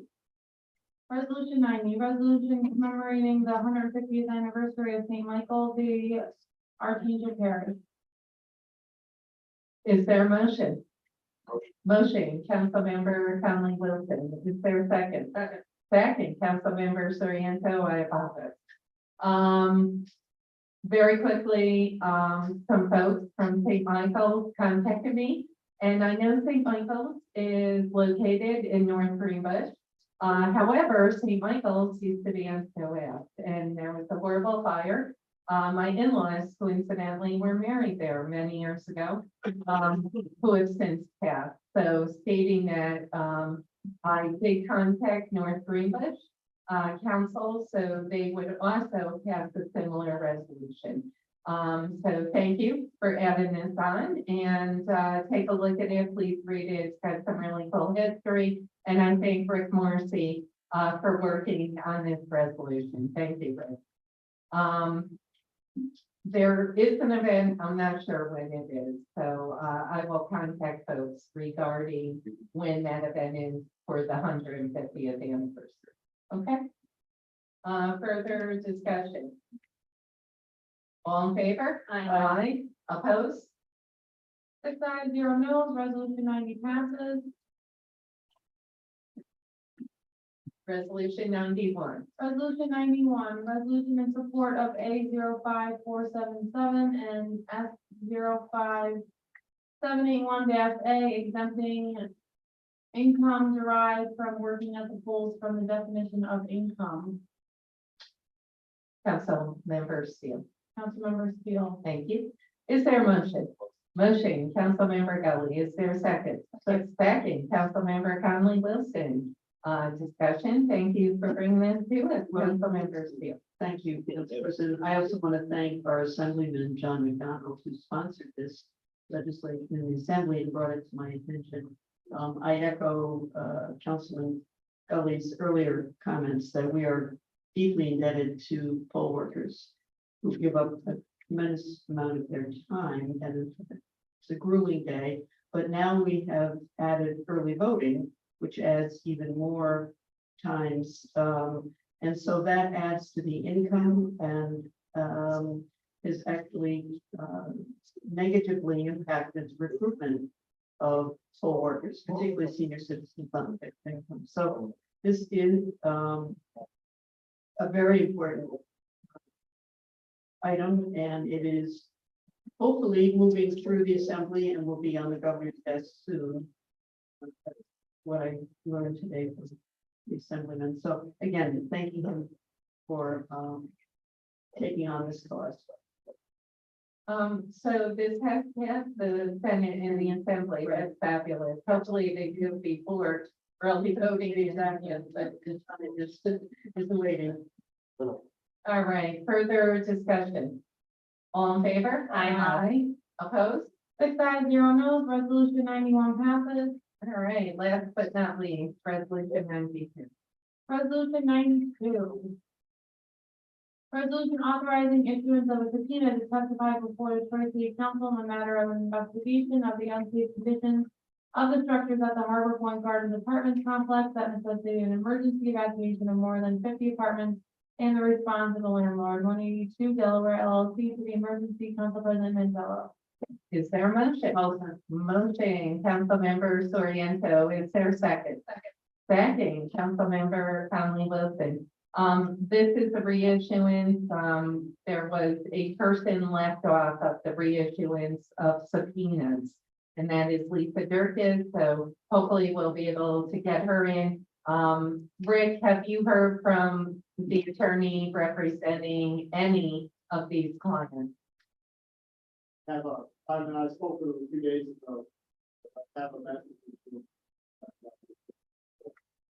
If you could follow up, it would be so much easier just, issuing it to the attorney, but if not, I'll go on, remember a couple of them. thank you. Thank you. Further discussion. All in favor? Aye. Opposed? 6 ayes, 0 no's, resolution 92 passes. All right, now we go into the second public forum. This public forum is for anyone that would like to speak about anything going on in our neighborhood. A big agenda. Thank you. Yeah. Yeah, so we from North Central, we certainly, yeah. So I got quite a few things written on this paper right here, but I just want to address right now. I heard with this finance thing here that something to upgrade the conditions of 112th Street Park. Just let me say this. Now, we've been fighting in the North Central area for 10th Street Park to get any type of upgrade in the last 20 years. They haven't gotten one upgrade. Do you hear that? We get stuff from Midwest that North Central Community Solidarity Group puts together, and we get granted that. Then we get stuff there. That's the only way. How dare you, right? Okay, council, if another upgrade happens in any other park than 10th Street, where Trip just put new tenants with new kids that are in that park on those iron things that they're gonna get hurt. They're not even letting their kids go in 10th Street Park. just so you know, this is a grant from John McDonald. Okay. It's not city money. John McDonald got a grant, but it has to be funneled through the city. So what we did tonight, we accepted the grant Okay, from the dormitory authority, but John McDonald got that. okay, I just want to let it be known, like, nothing's happening We're with you. in Tishley Park. Yeah. Grants are happening. 112 feet got a brand new one of those gymnasium things that are going on. We got nothing up there, man. We got a lot of work. We got like 100 new kids. Like, we just put so many new apartments. Are you paying attention? There's a lot of kids in those apartments that are going to that park with nothing to play with. Come on, come on, come on. Now you guys all know where Tishley Park, you know what else, one more thing on that, right? Because, and I talked to the city clerk and I said, hey, Tishley Park, do you know what? It wasn't even on the map. That's fine. Where's Tishley Park, right? We don't even know where it is out here. But it's where our kids are going, from the Troy Park, and no one knows where it is, but it's right there in between Hoosick and Richwell, which, mind you, is the worst, right? We found dead bodies in the porta potties. We find, come on. How are we gonna ignore North Central? How much are we gonna ignore north of Hoosick Street? So at least in. Is everybody aware of what's going on? Right, we gotta do this together. We can no longer allow, right, that's what we're here. Now, we're fighting for these kids. And we're losing our kids, man. I've been to 12 funerals. How many you been? All right, 4-year-old, 6-year-old, 12-year-olds. I'm facing their families. I'm the voice for North Central, facing these families. Right, I'm tired of telling mothers, you're gonna do something. Just trust the council. I'm with them. Come on. I know you're good, Carmela. I know you're a good person. Emily, I know. Right? I mean, Jim, the ones that I dealt with, I know you're good. Come on. Come on, man. Come on, council. Right? We gotta do something. North of Hoosick Street in the North Central area. Our kids are dying. All right, and if they're not dying, they're getting stabbed, shot from Honduras. A guy comes and stabs 14 times. 1 hour from where we're having a backpack giveaway, really? Come on, Troy. North Central, come on. That's it. That feet on the ground thing, I want to say, hey, put more feet on the ground. I wanna, and you're gonna hear something to the opposition to that, but I really want to speak up for our Troy police, because had they not have got this guy, hey, all the law enforcement agencies let this guy slip through. And if he would have kept flipping through, he would have kept standing. But our Troy guys, so give our guys something and give them more feet on the ground. Our guys get it done. So our hats are off to Troy and to that police department for our law enforcement, right? Give them more feet on the ground. Let me tell you something else about the North Central area, north of Hoosick Street. All right? I'm speaking for our people. They want more cops. They love it. Right? They feel more secure, right? And our guys are doing it. And they're seeing a lot more police presence down there. They're seeing a lot more cars, and it's making a difference, but we need more. So support that and make sure our guys get something for bringing this Honduras guy from Honduras. Are you destroyed? On 7th Ave in Dow Street, are you? Come on. We need to pay a lot more attention and help the law enforcement agencies that are.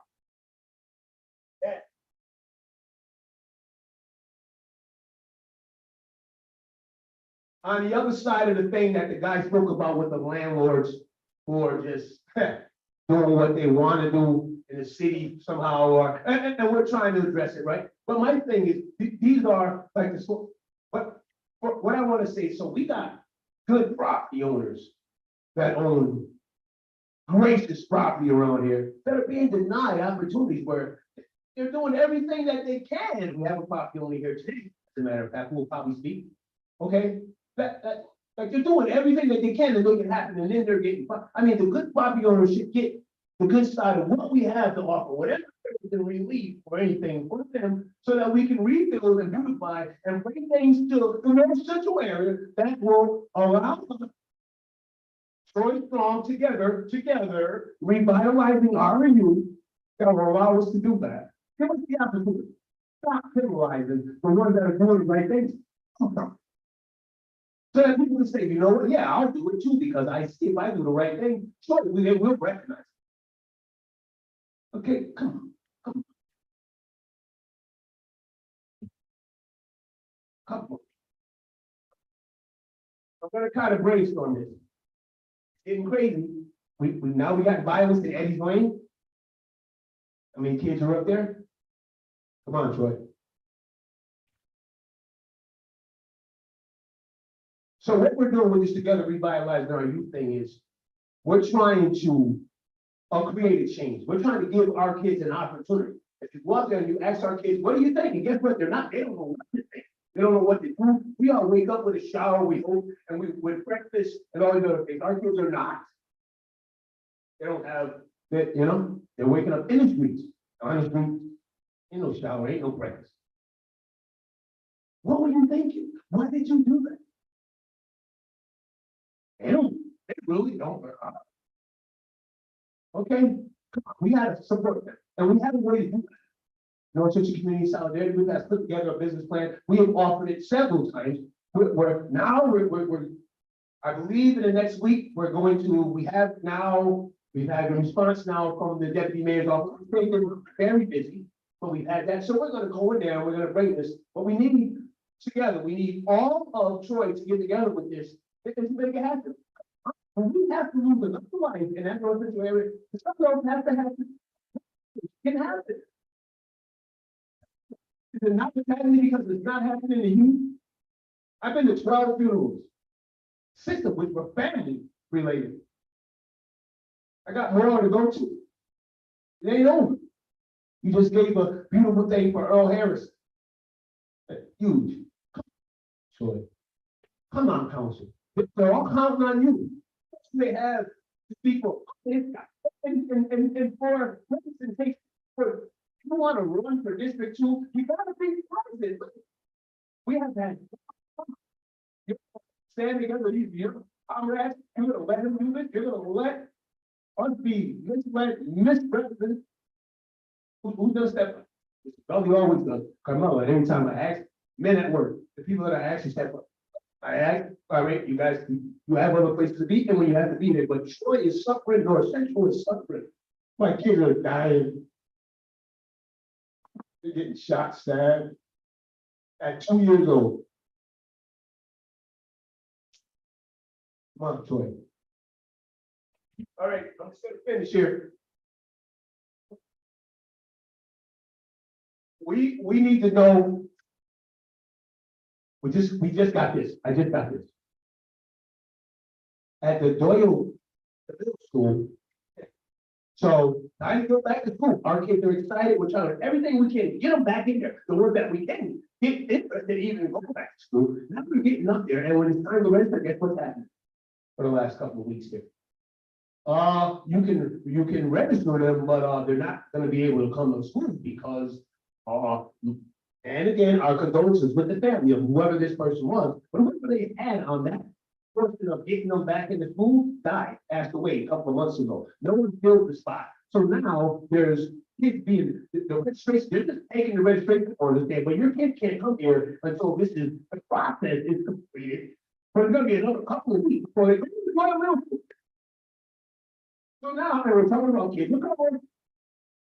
We're talking about kids in my hood. Now they can't even get their schools because the process ain't right. And I got people that will speak for that. So you got a lot of people going to the middle school right now, and they're saying, my kids, and they're going, no. We're gonna take the paperwork. The school board president was just here tonight. Yeah. She would want to know that. Right? We're gonna do that probably against that. Well, Okay. So we got kids that we can't even, they can't even get the food. What's going on? Somebody, please. Just a couple more. All right. Let's let this wrap it up. We're gonna host a meeting, District 2, North Central, we're gonna host a meeting. We wanna go with the fourth or third Thursday. You tell us what's best. We want you all there. We're gonna have Probably are fine. You tell us what works, and I'm in contact with most of you. So tell us what works. So we're gonna have the mayor's office is gonna be there. They've accepted. Troy Police Department's gonna be there. They're gonna be a large part of it. The DA's office is gonna be there. And I work now, with, at the county courthouse here, and actually even Judge Rupert. Yeah, you know what? She's even like, so, I'm sorry. Like she's like. All right, so if I get that, you're gonna see that. We want you all to attend. Everyone's gonna be there. We're gonna give you our presentation. We're gonna show you how we can really make a difference. But you all know that it's gotta happen together. I'm telling you right now, together. Let us not allow any more. Come on, boy. North Central, north of that. Come on, we can't have any more. We can't be there again, okay? Thank you. Please, Frank.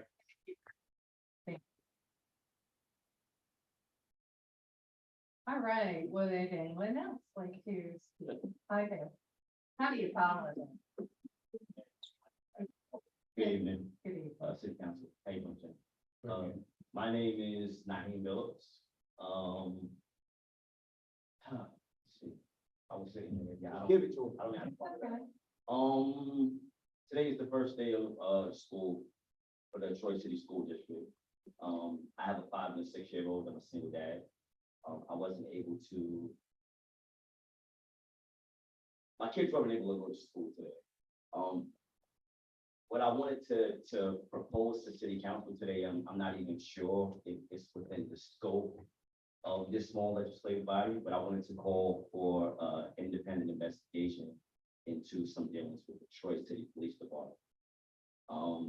Professionally, you know, for those of you that know me, I know Jim, those of you that don't know me, I'm like how would I describe myself? I'm like a 3rd generation criminal from my family from New York City.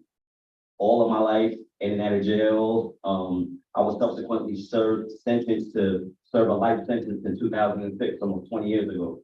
Okay, since then, my case got overturned. You know, redeemed. I own 3 businesses here in the city of Troy, and I'm a New York State chaplain, and I hold multiple college degrees, including a PhD.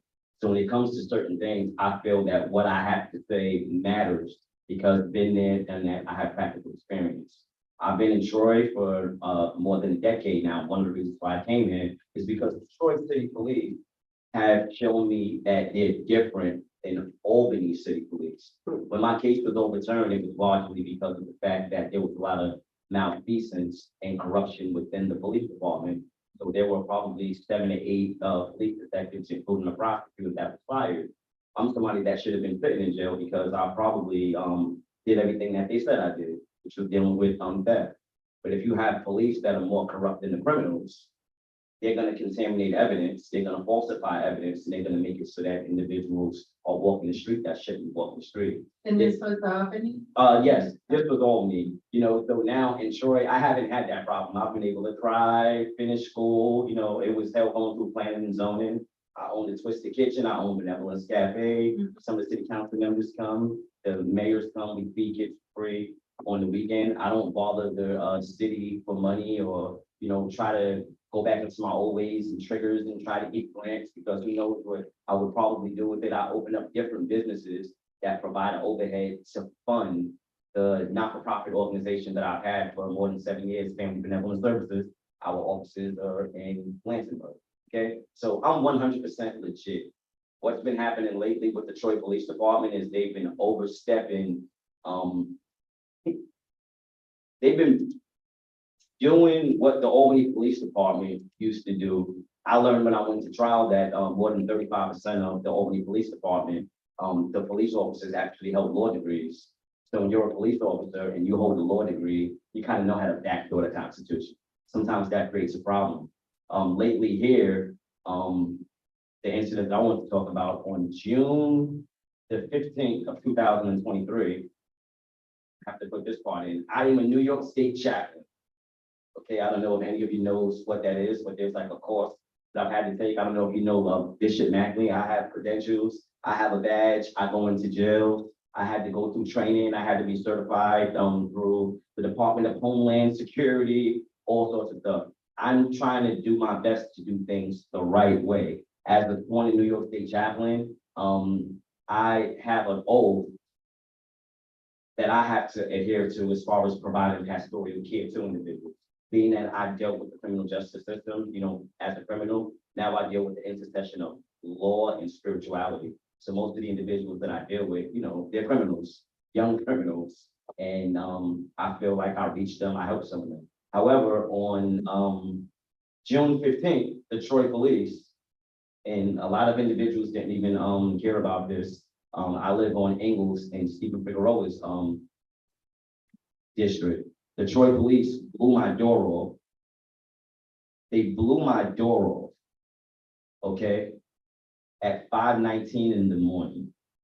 Interestingly, my birthday is 5/19, okay? They had me, including my 5-year-old and my 6-year-old, come out with their hands up. They searched my home. They claimed that they were looking for a person of interest in the apartment upstairs. The Troy Police have never provided a warrant. Never.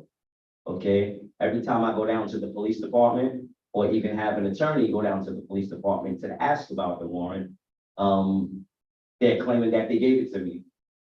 Okay? I was never given a warrant. I wasn't even gonna say anything about this. I know how to deal with things. I'm a man of prayer. However, last night, the Troy Police, the same Troy Police, pulled over an individual by the Citgo on River Street. Okay, and I was given a call by the parent of the young man that was pulled over asking, can I go and see what's going on? As a New York State chaplain, I should probably be afforded the same respect as Bishop Macklin. If I show up and, ask what's going on to be a mutual party, I'm trained, I actually have a body cam, I'm not a police officer, I'm a New York State chaplain. When I came on the scene, I have to add, I don't know if you follow me, I'm kind of everywhere. Okay. I'm almost done. When the Troy Police Department came to my house and they blew the door off, they claimed that they were looking for an individual, so there was a person of interest. The person of interest was an individual that my agency was helping.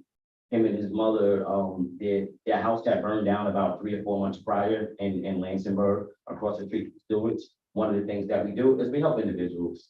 So we made it so that they can live in an apartment upstairs. When they blew the door off, they came in looking for him. They searched my house, had me standing outside. There was video, me and my younger brother. I'm a single dad. My wife left 4 years ago. I have full custody of my kids. They had myself in underwear for 3 hours standing outside in front of the house. My brother standing in front of the house with his underwear on, and my babies. If you look at the body cam, they had 5-year-olds and 6-year-olds come outside. Okay, no warrant. I need to see a warrant. Okay, the person that they were looking for, they claim that they found not enough to arrest them because they didn't. I guess he had some personal drugs, so a little bit of fentanyl or whatever. He's 19 years old. That's what's in their weed. So they did all of that, didn't even make an arrest. Last night, I wasn't gonna say anything about this, because I believe that their intentions for the most are good, but you cannot break the Constitution to catch a criminal. Do it the right way. Last night, they pulled this young man over once again, okay? There were 2 police officers that were there. When I got there, I just happened to be driving by and his mother called and said, hey, if you're going by, I said, you know what? I'm right here. I get out the car and I asked the police what's going on. They said, shut up. We don't need to talk to you. I said, okay.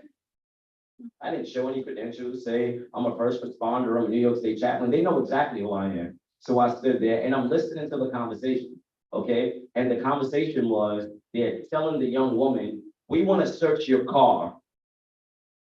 So I'm putting it together. Inside of the car is the young man that they blew my door off to go upstairs to look for, okay? Within the last week, every car that this young man gets into, they pull the car over and they come up with a reason to tow the car, okay? They're lying to individuals, telling them that their registration is suspended or their driver's license is suspended, and I'm watching this unfold, okay? So last night I said to the officer, I said, your body cam isn't even on. Didn't I tell you to shut the F up? Okay, what they're doing is they were looking for a reason to say, now you're interfering with my investigation. This has to stop. We can't bring this stuff to Troy. I was one of the chaplains that was out there during the Black Lives Matter. Oh, white people ain't bad, cops aren't bad. They're starting to overstep their boundaries. So to add, to make things worse, I said to the young lady, I said, why don't you just ask for a supervisor to come? Don't we have a right to ask for a sergeant to come to assess the situation? The Troy police officer looked at her and said, we don't have to, have a supervisor come in. I'm not calling a supervisor. I turned to my right and I see the same detective standing there that was at my house on June 15th, when the door was blown off the hinge with an explosive device, that my baby sleep in the front room. Okay, so I said to the detective, I said, are you here for this young man?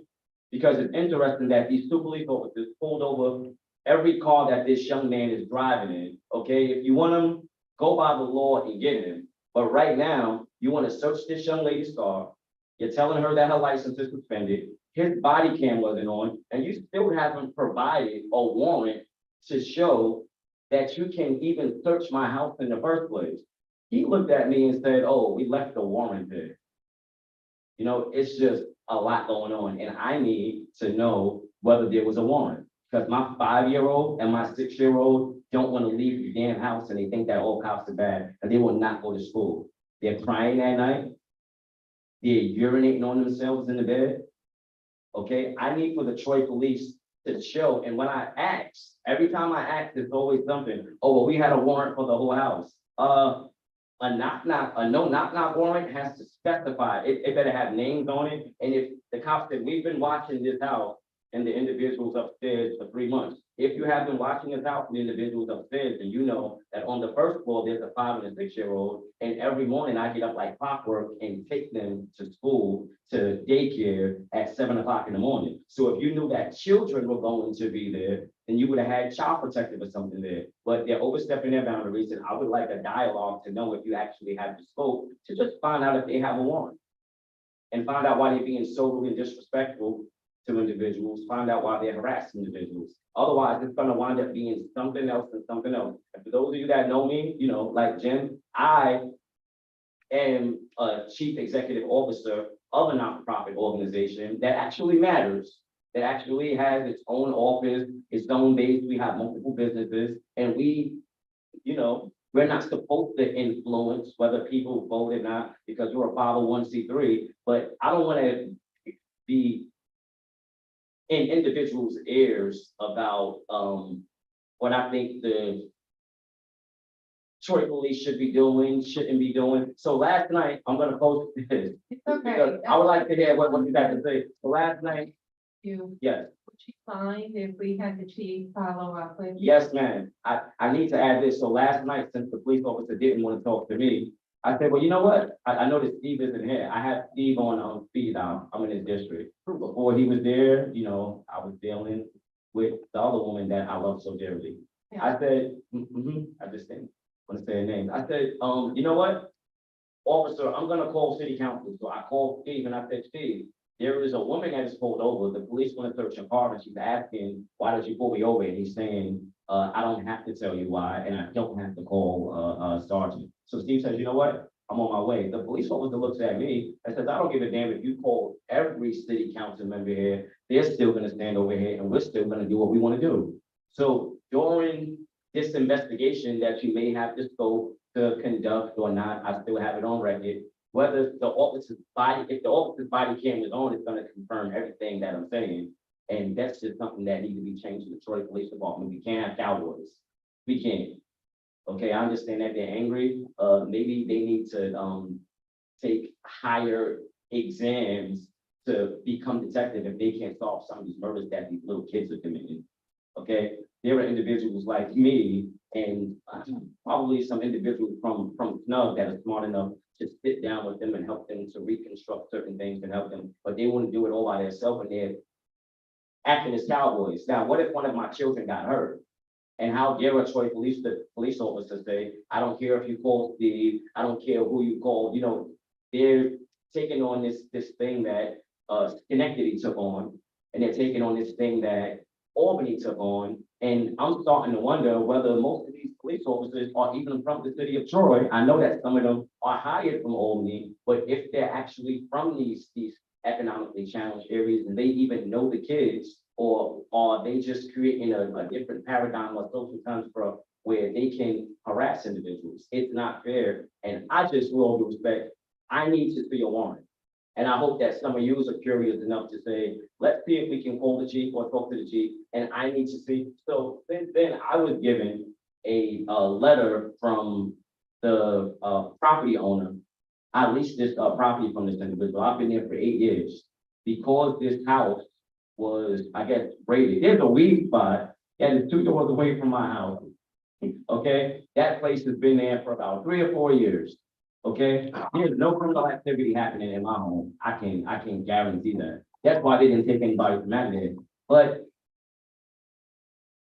if somebody's curiosity is, okay, he made a valid point, I need to see a warrant, I need to see a warrant. And I need counseling for my kids. I want to have a dialogue with, the letter from the property owner is saying that since this has happened, I can no longer live in the house. So that means that I have to take my 2 children and I have to find another place to live. And I have until next month. Nahim, Yes, ma'am. I would like the chief to follow up with you. I know he will want to discuss this issue with you. Councilmember Hurley also wanted to say something. Yes, sir. Naheem, I hear you, and we will have chief follow up on, find out, what communication with you on this board. Okay, we'll call. Thank you. At least You can answer leave your your info. question. Well, I wanted a little clarity. So I just, want to say we'll do that. And I'm sorry you had to go through that. But I will tell you, without talking to anybody, we don't really know what the mentality was behind, or the situation was behind that situation. So we would get more information and talk to, the chief and the officer to find out what that was. But, so, just want you to know, we're gonna work on it, Okay. okay? And, Nahim, if you could leave your contact info, I'd like to connect you with the chief. Okay. Okay. Thank you. Yes, Councilmember Conley was. I also want to say I'm really sorry for that happening. We also do have a police accountability oversight review board. So it might be Connected. Yeah. Naheem, just so you know, I'm really sorry to hear what you went through and your kids and your brother. We do have a police accountability review board. So there's those that will oversee situations like this. Understand what's going on, what happened, do their own investigations when things like this happen. So know that we'll be doing touch with them as well. The young Called, man, Port Police Objective Okay. Review Board, and Okay. Councilmember Conley was, and we'll connect you with both, Yes. and I know the chief of one of I them. just want for Troy Police to keep the integrity that they had. The young man last night was subsequently arrested and he was charged for something that they made up and then they just let him go. And now, he has to turn himself into probation tomorrow. You know, I don't know what's going on with him. I'm not gonna say I really don't care. If he's breaking the law, by all means, get him. Don't break the law trying to get individuals, because if I was a mass murderer or a mass robber, like they said I was, and thank God I changed my life, I would have just been right back out on the streets because the cops were falsifying evidence instead of just really getting me. And that's kind of what's happening right now. All right, thank you. Thank you. Thank you, Nikki. Would anyone else like to speak to the state council? Okay, Hey, can I just say this? Can you just answer, if someone asked, so what, we're finding out, so what Northwestern is trying to do is, we're gonna bring the most votes that we can get out of it. I got 160 now, all right, and I'm working on it. So I know that we're gonna get more votes in, and trust me on this. But what I think is, we only have, we're finding out in North Central, and we don't, and it's been difficult, our voting. But if we're gonna get the votes that we need those, cut the bill, why?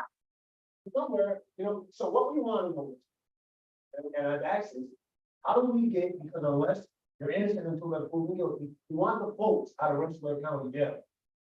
We want those votes, we want to know, and when we know that their votes count, except that they're North Central residents, they came out of the North Central residents, so we want to know how, who do we have to get in contact with, get these votes. Right, for that type of stuff, you need to reach out to the sheriff's department and find out what that is, or reach out to a legal entity, find out what the law is on the voting structure. We don't set any of that, and we have no type of power over that. That's all state and federally done. So it has nothing to do with the council. From there. Right, it's all based for what we would do, I'm being honest. City council You is get the talking, numbers. but you ain't gonna get results here because you gotta go to the right people to get results. And we'll talk later and I hope you get to that person. All right? Thank you. We'll see you. Have a great night. Okay, would anyone else? All right. Councilmember Conley Wilson. Just regarding the Burnett Health Center, the Attorney General, James, is going to hold a public hearing at the Brit over the status of the Burnett Health Center. The operation on Monday, September 18th at 1 p.m. at Buffalo Beach College. And if you want to participate in testimony at the hearing, you have to submit a written testimony online by Friday, September 15th at 5. So just if you're in support of the Burdett Health Center, or Burdett Birth Center staying open, you know, if that's like you send those, you just want to make sure the back on. Perfect. Thank you so much, Councilmember Conley Wilson, and also one last announcement, September 11th, 8:30, there will be a really beautiful ceremony and memorial, at the 9/11 Memorial Site on 112th and First Ave, 112th Street and First Ave. And if you can't make it, stop by there, it really is beautiful. Oh, additionally, the city council was asked, we provided a NIP grant to the folks there for some flowers and things like that. Following the ceremony, the folks who did all the landscaping and the flowering would just like to show us the grounds for a few minutes. Okay. County Master Gardener, Thank you, Rensselaer County Master Gardener. Yes, thank you. donate your time to do all that. All right, I'll take a motion to adjourn. Motion, Councilmember Gully, is there a second? Second, Councilmember Conley Wilson, all in favor? Aye. Vote. But I thought it would be me.